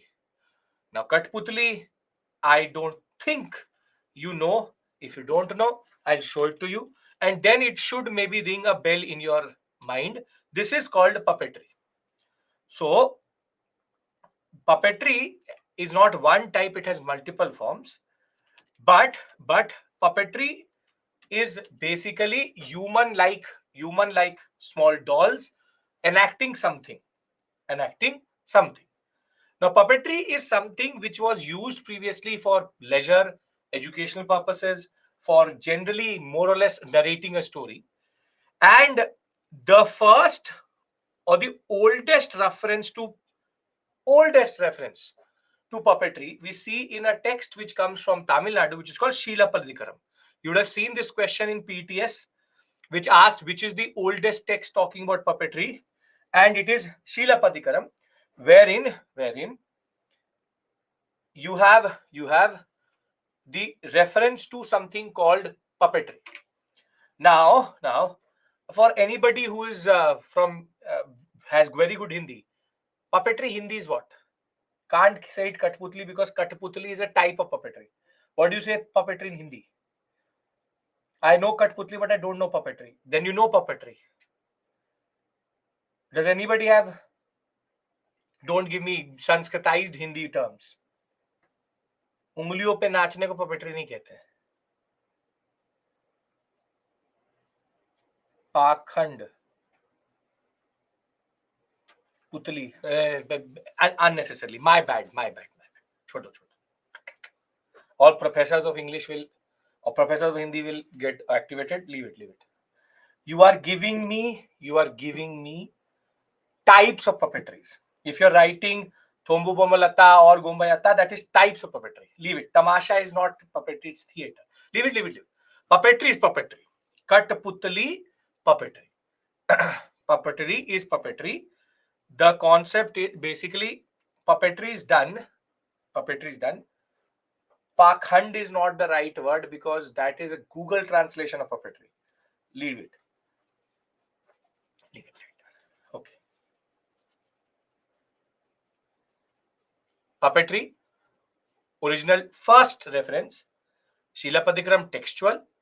In Harappan civilization, we found small dolls, which basically indicate to us that they were having puppets in that regard.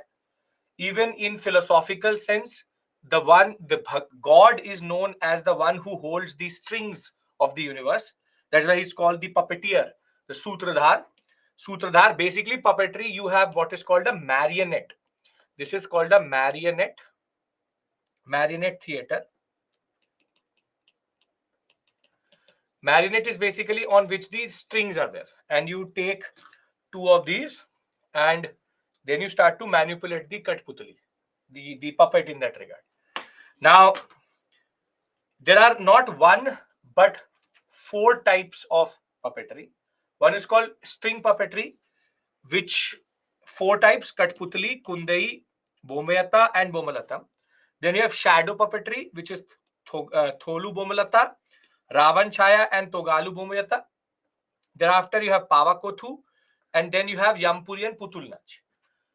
Now, basic question, the question which mostly will come is state puppetry type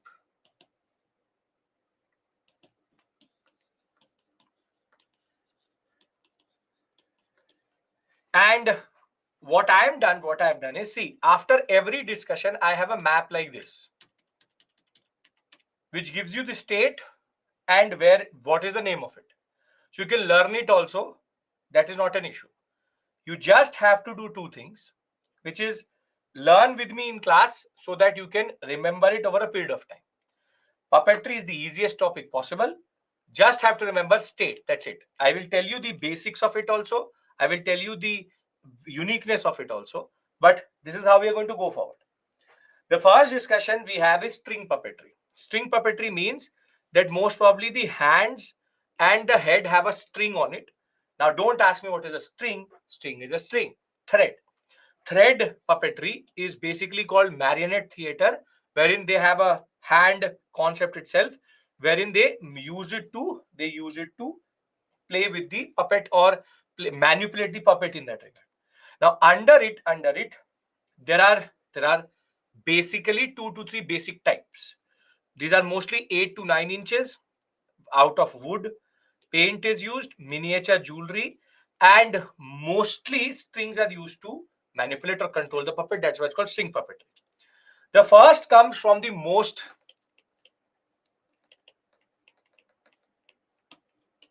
popular and most known, which is Rajasthan Katputli. Now, Katputli has a very interesting feature. The legs of the Katputli are not there. They only manipulate the neck and the shoulders and the hands. And this is a very unique feature, that there's a absence of legs. There's absence of legs. Kat means wood, putli means doll, and the strings are attached to the fingers of the puppeteer. You have either the marionette itself or sometimes the fingers. Now, when we talk about Katputli generally it is a proper spectacle, in the sense in the sense but dolls have legs, sure, very good observation, but Katputli does not have one, right? Okay. So in this tradition, you have a proper stage setup like this with the Katputlis there, and you will always have traditional Rajasthani music with it, and therefore that ways puppeteers give a lot of employment to what we call as artisans, to musicians, and to their own family itself. The unfortunate truth of all of this is no one cares. It is just a spectacle for foreigners, and they are literally struggling when it comes to their own existence. This is the biggest issue with regards to Katputli, or be it any puppetry or any heritage in India, because we all are born American and therefore we don't care about our own culture. And that is why they have to now create it as a gimmick. They try to sell Katputulis also so that they can generate a little bit of revenue. So Katputali is the most known. This is, everybody knows about it. Unfortunately, no one knows beyond this. For example, this you would have seen for sure in your life. If you haven't, well, you're not in that generation of it. But from Odisha comes Kundai. Odisha Kundai is quite important because this one is much more intricate. The Odissi dance influence is there on its costume itself. More joints are there, and the puppets are more intricate in that regard. Here you can see a little bit of standardization, but here there is a lot of elements, and the legs, hands, and the neck all are controlled. That was quite interesting. And the other one, Ravan Chaya, coming from Odisha again, is also quite interesting. Thereafter, you have Gombayata coming from Karnataka. This is basically a miniature enactment of a theater form which is called Yashgana. And here, more than one person is manipulating a single puppet. Mostly what happens is one puppeteer, one puppet. But no, here multiple people can be doing or can be manipulating one puppet itself. Thereafter, the last is Bombalatam coming from Tamil Nadu. And here it has the distinction of having the heaviest marionette which is there. And it takes in again a lot of elements out of the traditional dance and drama tradition of Tamil Nadu. That ways, I think you already know what these colors represent. If you understand it, you will automatically understand. Though Kathakali, Kerala, but the color scheme remains the same. Again, yellow is being shown for the idea of sainthood, and here it is shown red as evil. That is the beauty of Indian culture, that we have, in a way, multiple interactions, and sting puppetry in that regard is quite very interesting and very beautifully represented in different parts of India. Now, what you have to learn is this. That is it. You don't have to learn anything else. Kundai, Odisha; Katputli, Rajasthan; Bombayata, Karnataka; Bombalatam, Tamil Nadu. Can you do this? This discussion does not need to be intricate. This does not need to be problematic. It needs to be straightforward. That's it. Yes? Okay. Thereafter, we move to shadow puppetry. This is a very interesting one because here you don't have 3D dolls, you have 2D dolls, wherein there's a light source in the background which illuminates the translucent sheet, on which they use cutouts in 2D to basically enact things. Here, the shadow puppeteer mostly can have two types of understanding. Like you have wash and non-wash painting, you can have silhouette. Silhouette means that you can see through the puppet, and non-silhouette would mean that you cannot. For example, you can see here, this is a non-silhouette, this is a silhouette, this is non-silhouette, silhouette, and different types of puppets can be made in that regard. Now here comes first, which is Togalu Bombayata. Gombayata. This is coming from Karnataka, and the unique feature of it is that the size of the puppet is linked to the social status of the puppeteer. This is very interesting. That the not the puppeteer, but the character. This is basically called puppetry representing culture and society. Culture and society. Wherein the variation according to social status, women shown smaller, king shown bigger, servant shown smaller, is very, very interesting. Very interesting because women have lower social status according to the society, so they are shown lower, shorter.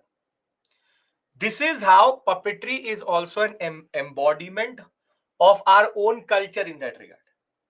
And the manipulation is that these joints are controlled. These joints are controlled. In 2D cutouts, you can actually, they are shadows. That is why it's called shadow puppetry. Obviously, that is why they are shadow puppetry. And this is how intricately they are made. There's a central stick, and then every joint can be moved in 2D like this. Can be moved in 2D like this. But and it enacts mostly the Mahabharata, the Ramayana. This is Lord Krishna and Arjuna scene, very beautifully enacted. Again, I don't know you, I don't think you would have ever experienced something like this. They were the principal ways in which children used to learn these mythologies. Unfortunately, we now have too much of YouTube and other video apps which OTT or against OTT platforms, these people cannot compete. Now, the most intricate is called Ravan Chaya, coming from Odisha. Ravan Chaya is basically the whole Ramayana in shadow. Imagine the level of storytelling, imagine the level of understanding and nuance you would need to basically have the whole Ramayana shown in a form of shadow. This is India. This is India, and a person in India today actively gives up every other job which they have to do something like this and keep Indian tradition alive. So Ravan Chaya in that regard is considered one of the most interesting ways in which the children used to learn about Ramayana. Now we have cartoons, we have animations. This is the world of animation before animation existed. And therefore, the complexity, the idea, the dialogue, everything had to go in. Thereafter, you have Tholu Bomalata, wherein it comes from Andhra Pradesh. It has classical music behind it, and this is a very interesting thing. Puppetry or any other art form mostly gives a lot of employment to other people, but they are also related to devotional, what we call as thematics. Again, Ramayana, Lord Sita, you have Ram, Lakshman, you have a whole set of expressions. One of you asked me, how does it work? This is how they work. Basically, they stand just behind the light source, so their shadow does not go forward. The shadow of this only goes forward, and this is how they again express our culture. This is something which you have no idea about. And unfortunately, these people were dying in COVID-19, are still dying, and no government scheme can actually take them out if we today as Indians don't step up. That is the problem in all of this. The artist who made this, the person who does this, the person who follows it, the audience is shrinking, the families who are alive on this, you have no idea about this. You are doing it because you're doing UPSC. 99.9% of the Indian population does not care about any of this. and therefore they really are struggling today as artists. And if these traditions die, then India does not remain.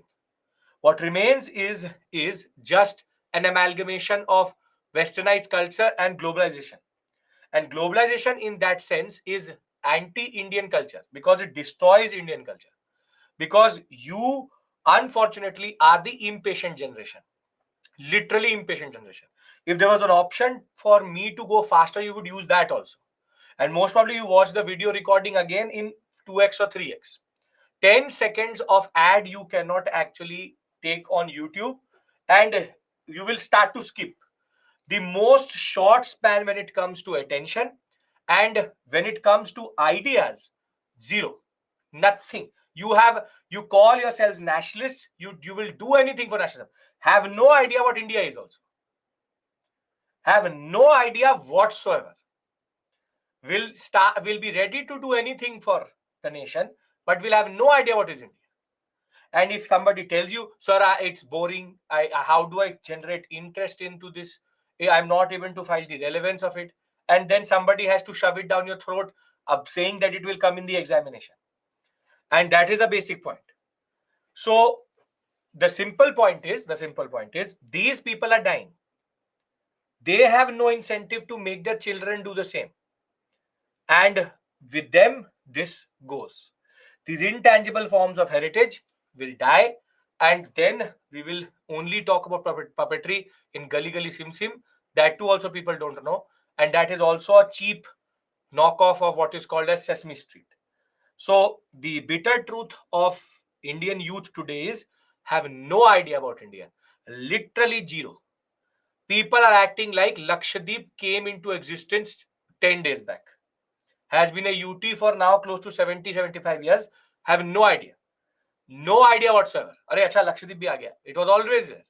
But the point is, it needs the Prime Minister to point out that there's an island which is part of India also. So, this is the bitter truth, and that is the basic point. There can be a question wherein they can ask you, how do you preserve these things? How do you preserve these things? Gully Gully Sim Sim is a cheap knockoff of Sesame Street if you don't know it. Okay. So, very simply, these traditions will die, and you can't do anything because as it is, you have no incentive to do it. So, see, westernization is okay. Knowing the people know about more about Harry Potter, K-pop culture, Avengers, and DC universe than they know about this. So, whatever. So, three states, three states, and there are three shadow puppetry. Any issue? No inclusive cultural growth and development. Instead, we are developing global Western culture. Prashant, again, wrong approach. Westernization and globalization is important because that gives India or makes India 5 trillion economy. Don't pass the buck. The problem is not westernization. It's you and me. It's all of us. We don't care about it. I asked you to watch a video, so today you watched a video about classical dances. When was the last chance you said, okay, let me see the Ravan Chaya, or let me see the puppetries of India? Never. So the problem is not they will push it. That is Americanization of culture. That is the politics of it. It's about us. We as Indians have no idea about our own culture. Zero. Literally zero. That is the problem. Not because somebody is pushing their own culture. That is the simple point you need to understand. Okay. Now comes glove puppetry. Glove puppetry is a very standard one which you can do yourself also. You can wear a sock on your hand and you can do something like this. It will become a glove puppet. Glove puppetry only has two. One is called the glove puppetry has even antecedents to the Harappan civilization. We found in Harappa glove puppetry in that regard. The first is called Pavakothu, comes from Kerala, and it is basically miniature Kathakali. And unfortunately, I have no idea who these two men are who are actually keeping this tradition alive. And it was the BBC which covered this. Again, irony. Our reporters don't have time to go to these people, but rather run behind unnecessary things. And these men keep it's basically miniature Kathakali. The same exact color scheme, the same exact concept. It's just that these puppets themselves are actually very intricately carved. Very intricately carved. Abhijit is saying that it is from his village and he's gave us the name. Very good. Okay. Thereafter, beautiful. Thank you, Abhijit. Okay. Thereafter, one, not even two, one, which is Pavakothu coming from Kerala. Thereafter, last but not the least, rod puppetry. Rod puppetry is the most elaborate, and what you see as gully gully sim sim is basically rod puppetry. Rod puppetry, there's a rod here wherein the central head moves around the rod, and then there are contraptions which control the hand. So this is the most elaborate, close to 3 to 4 feet it can be. There are two here. One is called Putulnach and the other one is called Yampuri. So Yampuri coming from Bihar, basically carved out of wood, and again central pillar to change the orientation of the head. And Putulnach is the biggest puppets come in Putulnach, very standard in Bengal, Odisha, and Assam, 3 to 4 feet height, and further single puppetry. Single puppeteer could be manipulating one, could be multiple also. Mostly the waist of that puppeteer is basically used to move around, and he then basically manipulates the central rod in that regard. So in this discussion, what really mattered to us is the state, nothing more, nothing less. Now, what we are going to do is we are going to just revise, and thereafter we can move forward. Jatra is a folk theatre tradition. Katputli comes from where? Katputli comes from where? Rajasthan. Very good. Kundai, Odisha. Very good. Gombayata. Very good. Karnataka. And last, Bombalatam. Very good. Tamil Nadu. Tholu Bomlata. Very good. Andhra Pradesh. This is Odisha. Tugalu Bomlata. Very good. Karnataka. Pavakothu, Kerala.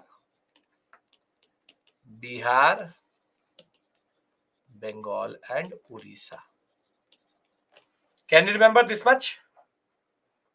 This is the input. Output is you don't get anything. Okay. If you get it, 2 marks free of cost. Done? Okay. Now, the last topic we cover today is a topic which students make a mess out of or make it too difficult for them itself, which is festivals. Now, in festivals, there are two type of questions which can come. 1 second. Festivals would be here. We'll do this tomorrow. This is martial arts tradition. Then music. This is theater again tomorrow.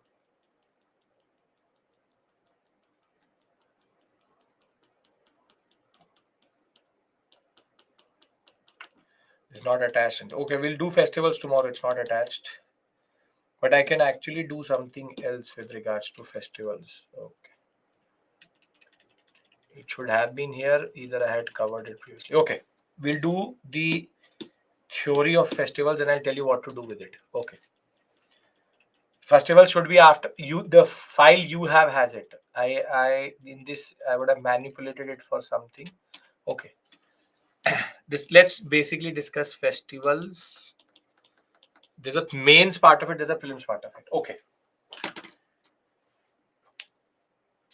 You can start reading the book from tomorrow. I'll bring Nitin Singhania tomorrow. We have discussed dance and puppetry. Clear 2 topics. Are these 2 clear? Okay. Now, festivals, Ironically, today is Makar Sankranti, Pongal. In that regard, yesterday was Lodi. See, folk dances not important until unless you've not covered the whole syllabus. Puppet show called Panch Tantra. It would be a regional variation of it. Sumo. These are proper old style ones. Now, what students do here is that they start to learn festivals. Now, India is the land of festivals. So there is nobody who can actually learn each and every festival which is there. When I'll show you the list tomorrow, I will show you that basically tribal festival and northeastern festivals are important. Tribal festivals and northeastern festivals are quite important. First thing, that is something worth doing. That is something worth doing. But other than that, we've always seen the tribal festivals only coming in the examination also. Again, the same one option may be a festival.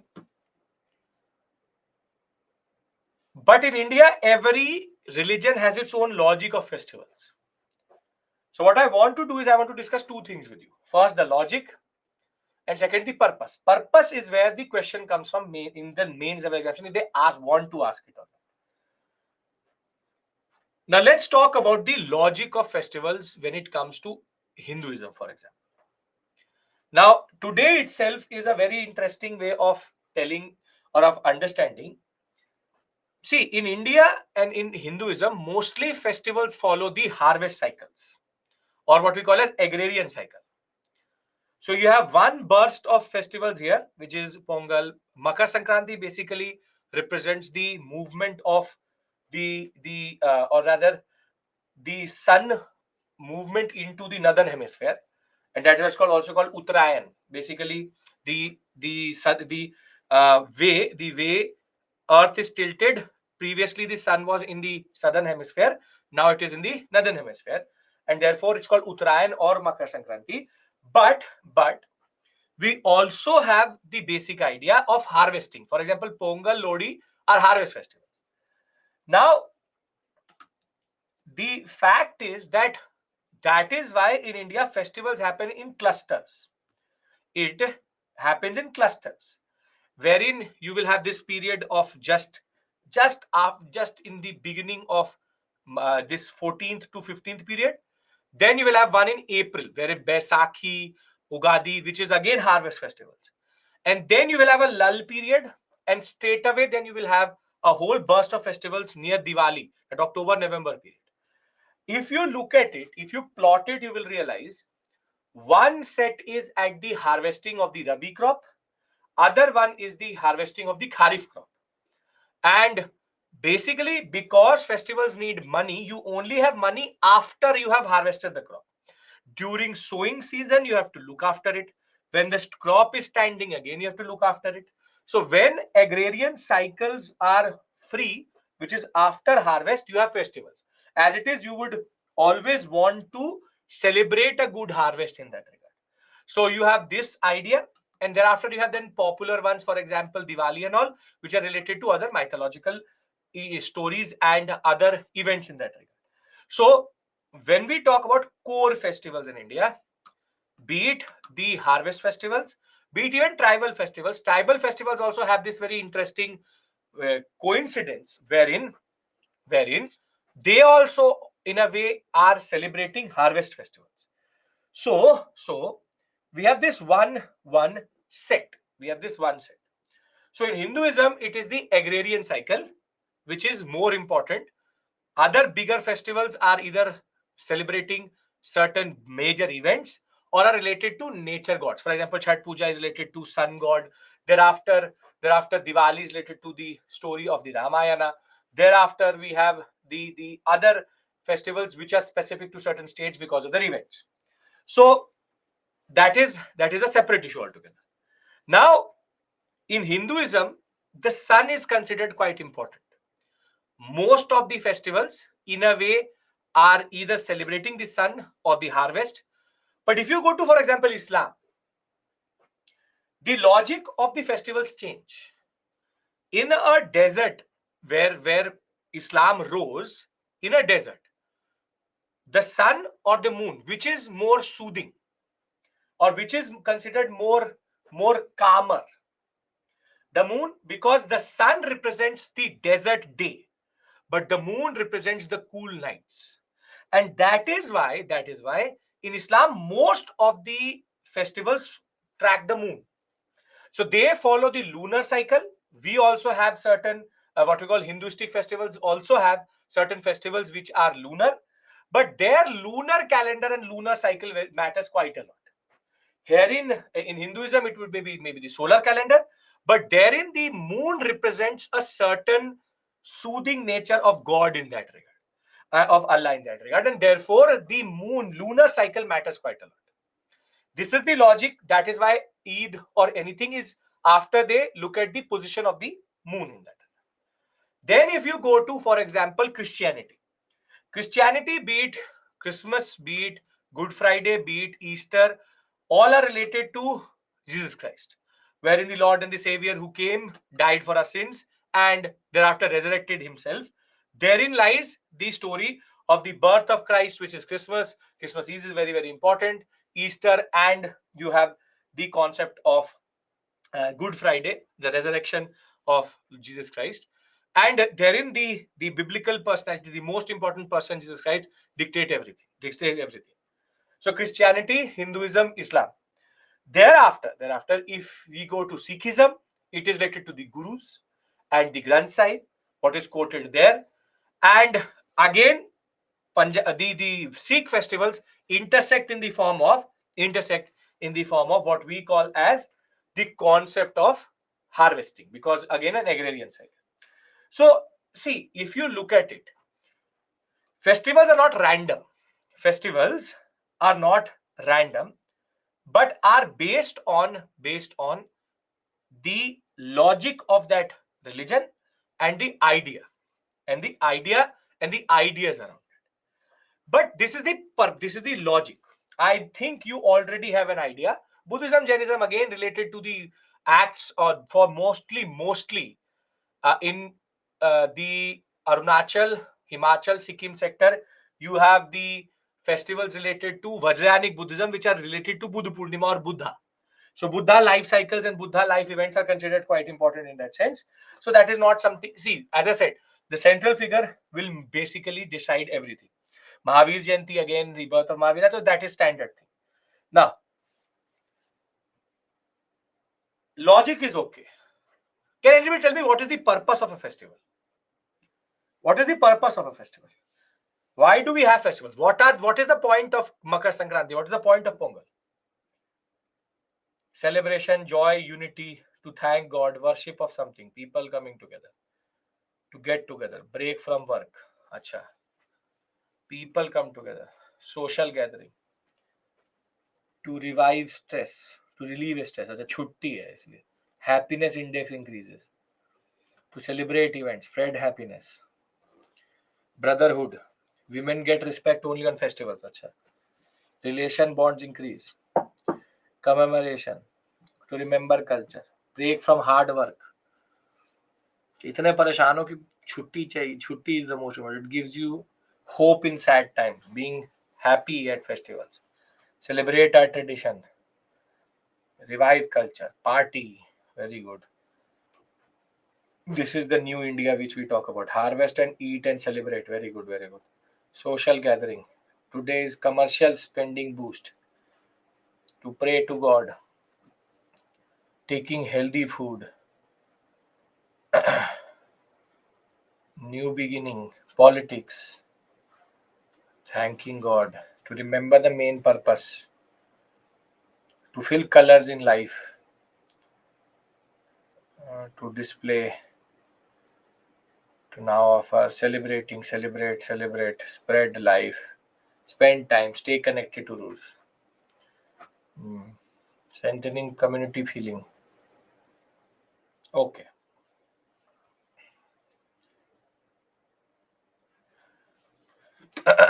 Now, see, thanking sun god for good harvest. Very good. Okay. Now, festivals have three purposes.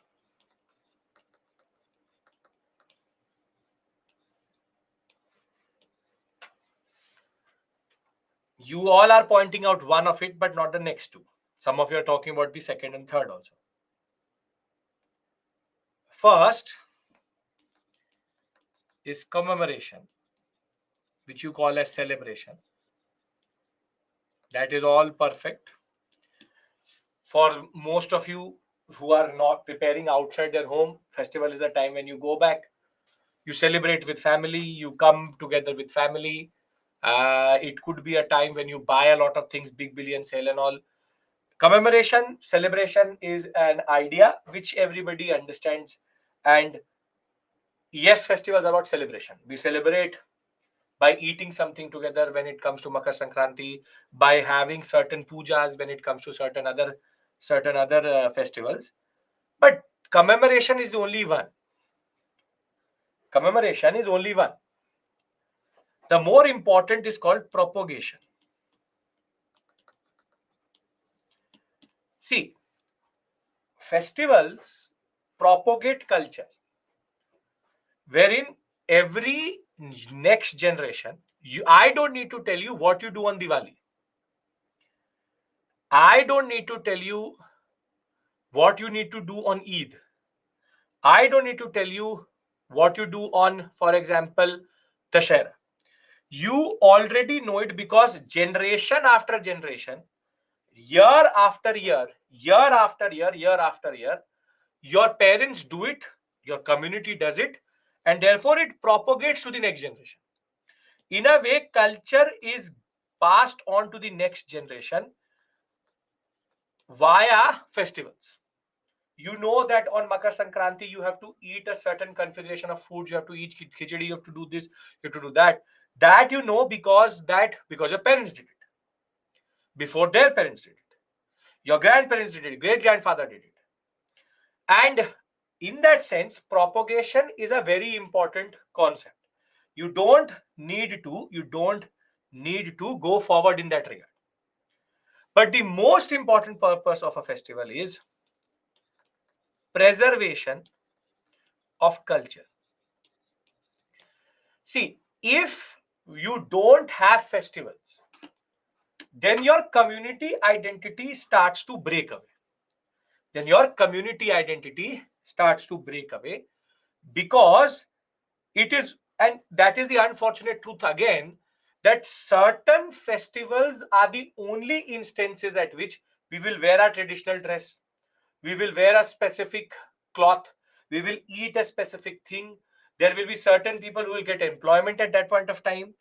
Preservation of culture, the fact that you preserve that cultural identity is through festivals. Festivals may seem to you today pointless. Again, that generational respect is there, and again people are getting more and more disconnected from festivals. Again, that is the unfortunate truth in that regard. But festivals in that regard are basically preservation devices.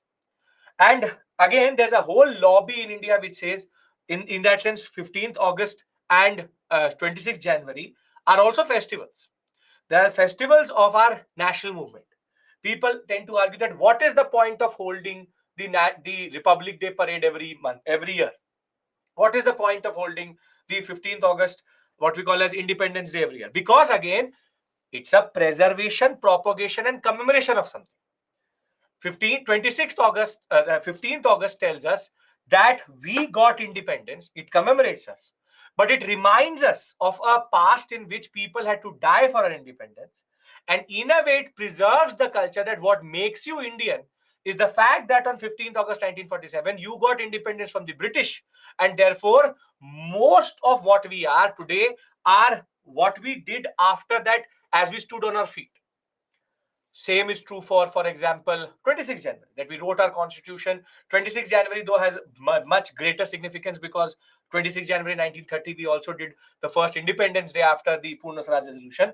But the fact is, 26 January, in that sense, tells us that we wrote a constitution. The freedom which you have today, the fact that somebody can say that two dances are why male and female have, you can go to the Supreme Court to say that it is against right to equality, is all given by the Constitution. This was bought, it was fought, it was in a way the sacrifice of a generation of Indians between 1757 to 1947 who died for India that created it. So when we talk about festivals, festivals were never about commercialized understanding. It was always about preservation. We preserve our culture. That is why in India there are multiple festivals, because we are the land of diversity. We are unity in diversity. So that is why every state has its own festivals. We as a nation have a separate festival set. Every tribe has a separate festival, because it is that moment in which that you preserve. If festivals were only about getting hard work break and a holiday, then tribes would not do it. If festivals were only about buying things, then tribes would not do it. Festivals are about solidarity, are about fraternity, are about preservation, about propagation, about commemoration. Everything comes together. So if there's a mains question with regards to what is the concept of festivals, or why do festivals remain an important part of our culture, or do we need to discard all festivals? Is it a waste of time and money? The answer to that question is no. If festivals go away by the next 10th, 5th, 10th, after 10 years, maybe 50 years from now, people will forget. There are multiple festivals which people don't remember how really happened. How really happened. And therein comes the idea of UNESCO World Heritage and the tag of intangible heritage, where Durga Puja has got it, now Garba has got it. There is an idea that if you don't preserve that culture, it will automatically go away. So please understand this point properly and correctly. That your the idea of festivals is not to ratify every festival. No. Harvest festivals, not even that. Northeastern festivals and tribal festivals are important. That will automatically take you to the northeastern states only. Learn that such as Chapkar Cut, you have, for example, Arunachal, Bihu, Besa. These are very standard things which you need to know. But other than that, you also need to know what is the point, which is the logic, and what is the larger idea of festivals in that regard. Are we clear about this? Yes? Are we clear? Okay. Now, we have discussed,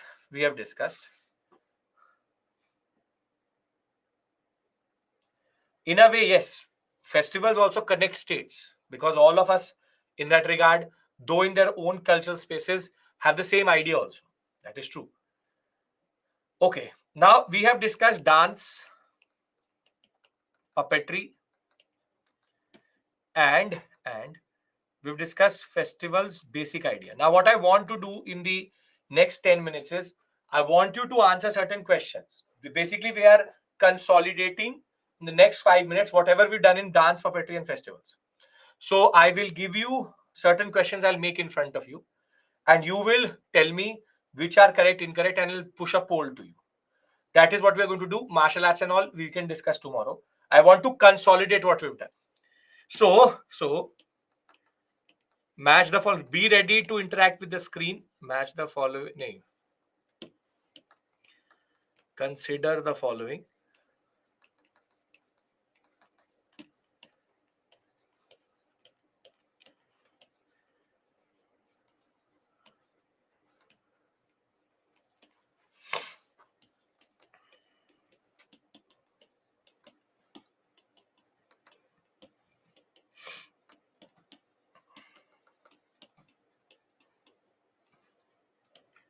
Okay.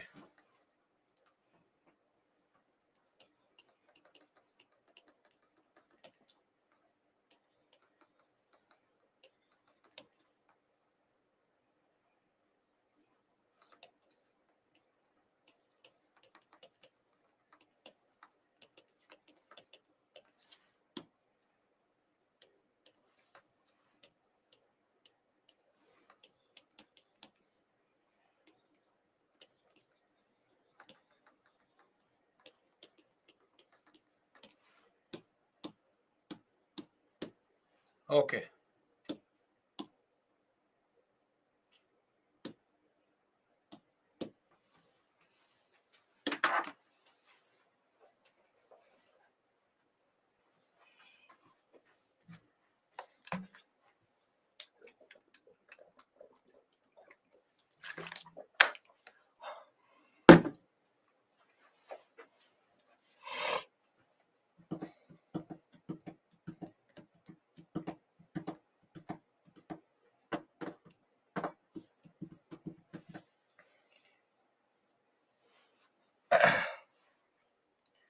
This is what we'll do tomorrow also.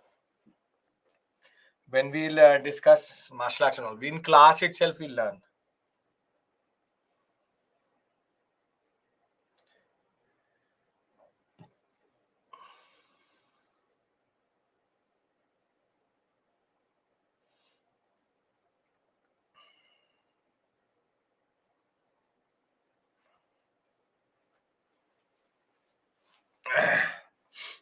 I know the B people are Kathakali Kathak. I don't know what are you doing. Most probably that is the same case. There's only one pair which is correctly matched, Sataria. Kundai is Odisha. Kathakali is Kerala. And I can guarantee to you, the people who've answered two pair B would be the ones who would have sent Kathak, Sataria and Kathakali. 110%. Kathakali equals to UP. They thought Kathak and Kathakali are same thing. That is the basic point. So again, I don't understand how can you mess up something Kathakali, Kathak. Itna to, it can't be that difficult in that regard. Okay. Puppetry is not important for mains generally. Uh, till now, no question till this point. In fact, Kunde is different from two. As a scientist, all three were different. One was a dance form, one was a puppetry form. That is obvious. That was not the catch here. That was not the catch.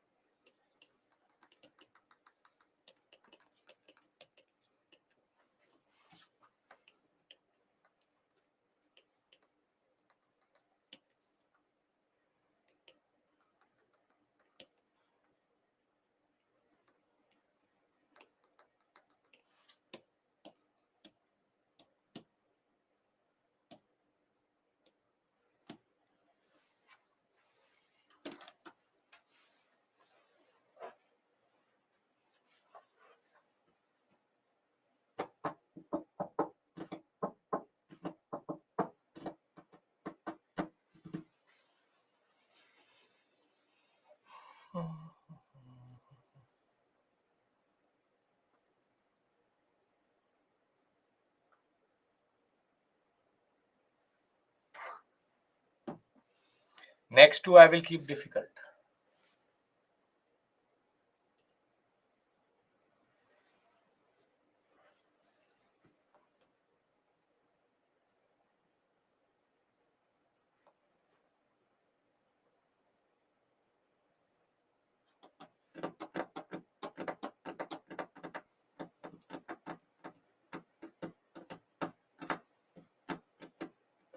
This is not difficult. If you're finding this difficult, then it's a problem. 70% totally correct. Ravan Chai, Odisha, Yampuri, Bihar. This is AP. I'll tell you how difficult it can be.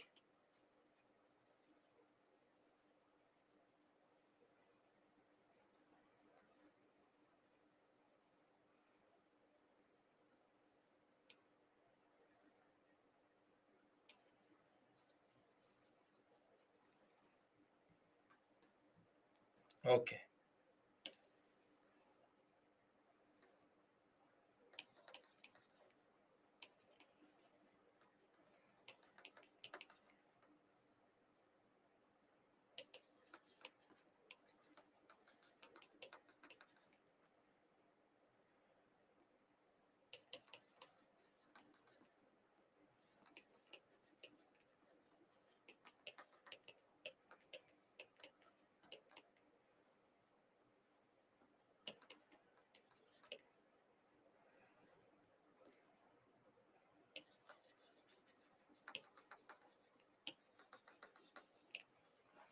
Now this is called a difficult question.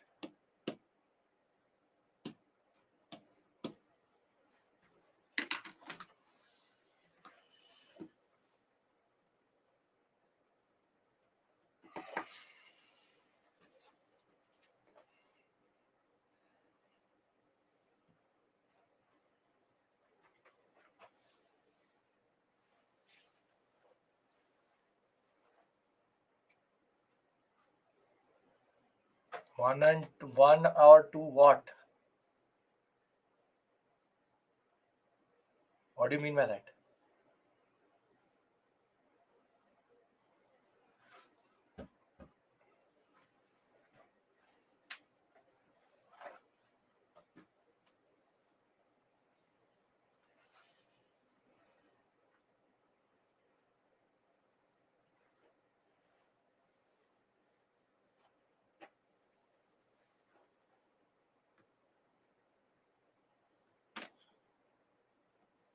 %54 totally correct.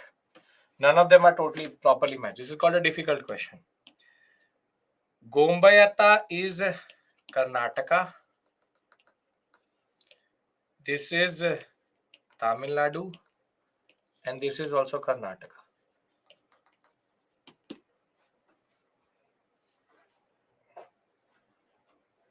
Last. One more.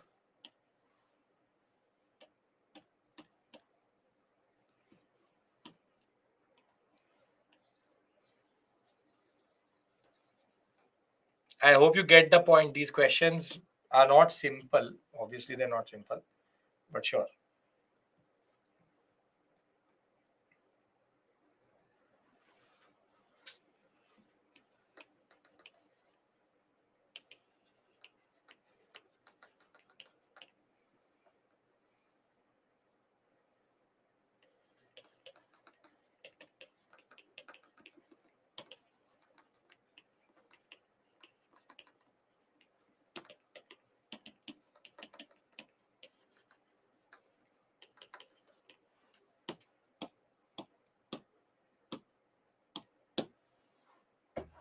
Come on.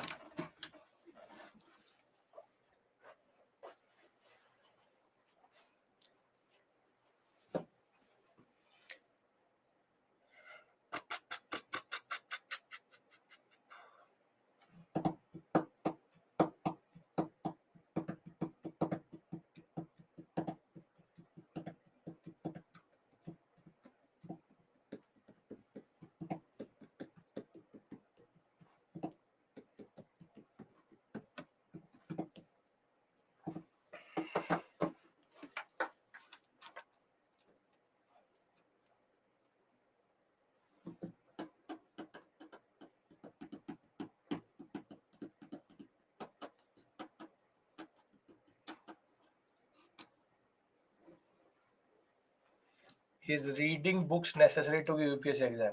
Yes. All three pairs are totally correctly matched. Tamil Nadu, Kerala, Andhra Pradesh. You may not getting it properly. What you need is revision. That's it. Nikhil, Nisha, Jiva, Maniam, Amit, Anita, Ayush, Suhani, Anushika, Pallavi, Chandranath, Akanksha, Rupali, Manas, Shaimil, Shalu, Prashant, Abhijit, Biojit, Bibujyoti, Nagendra, and Bala. Okay. So I'll see you tomorrow. We do another set of these and our story will be done. Perfect. See you. Bye-bye.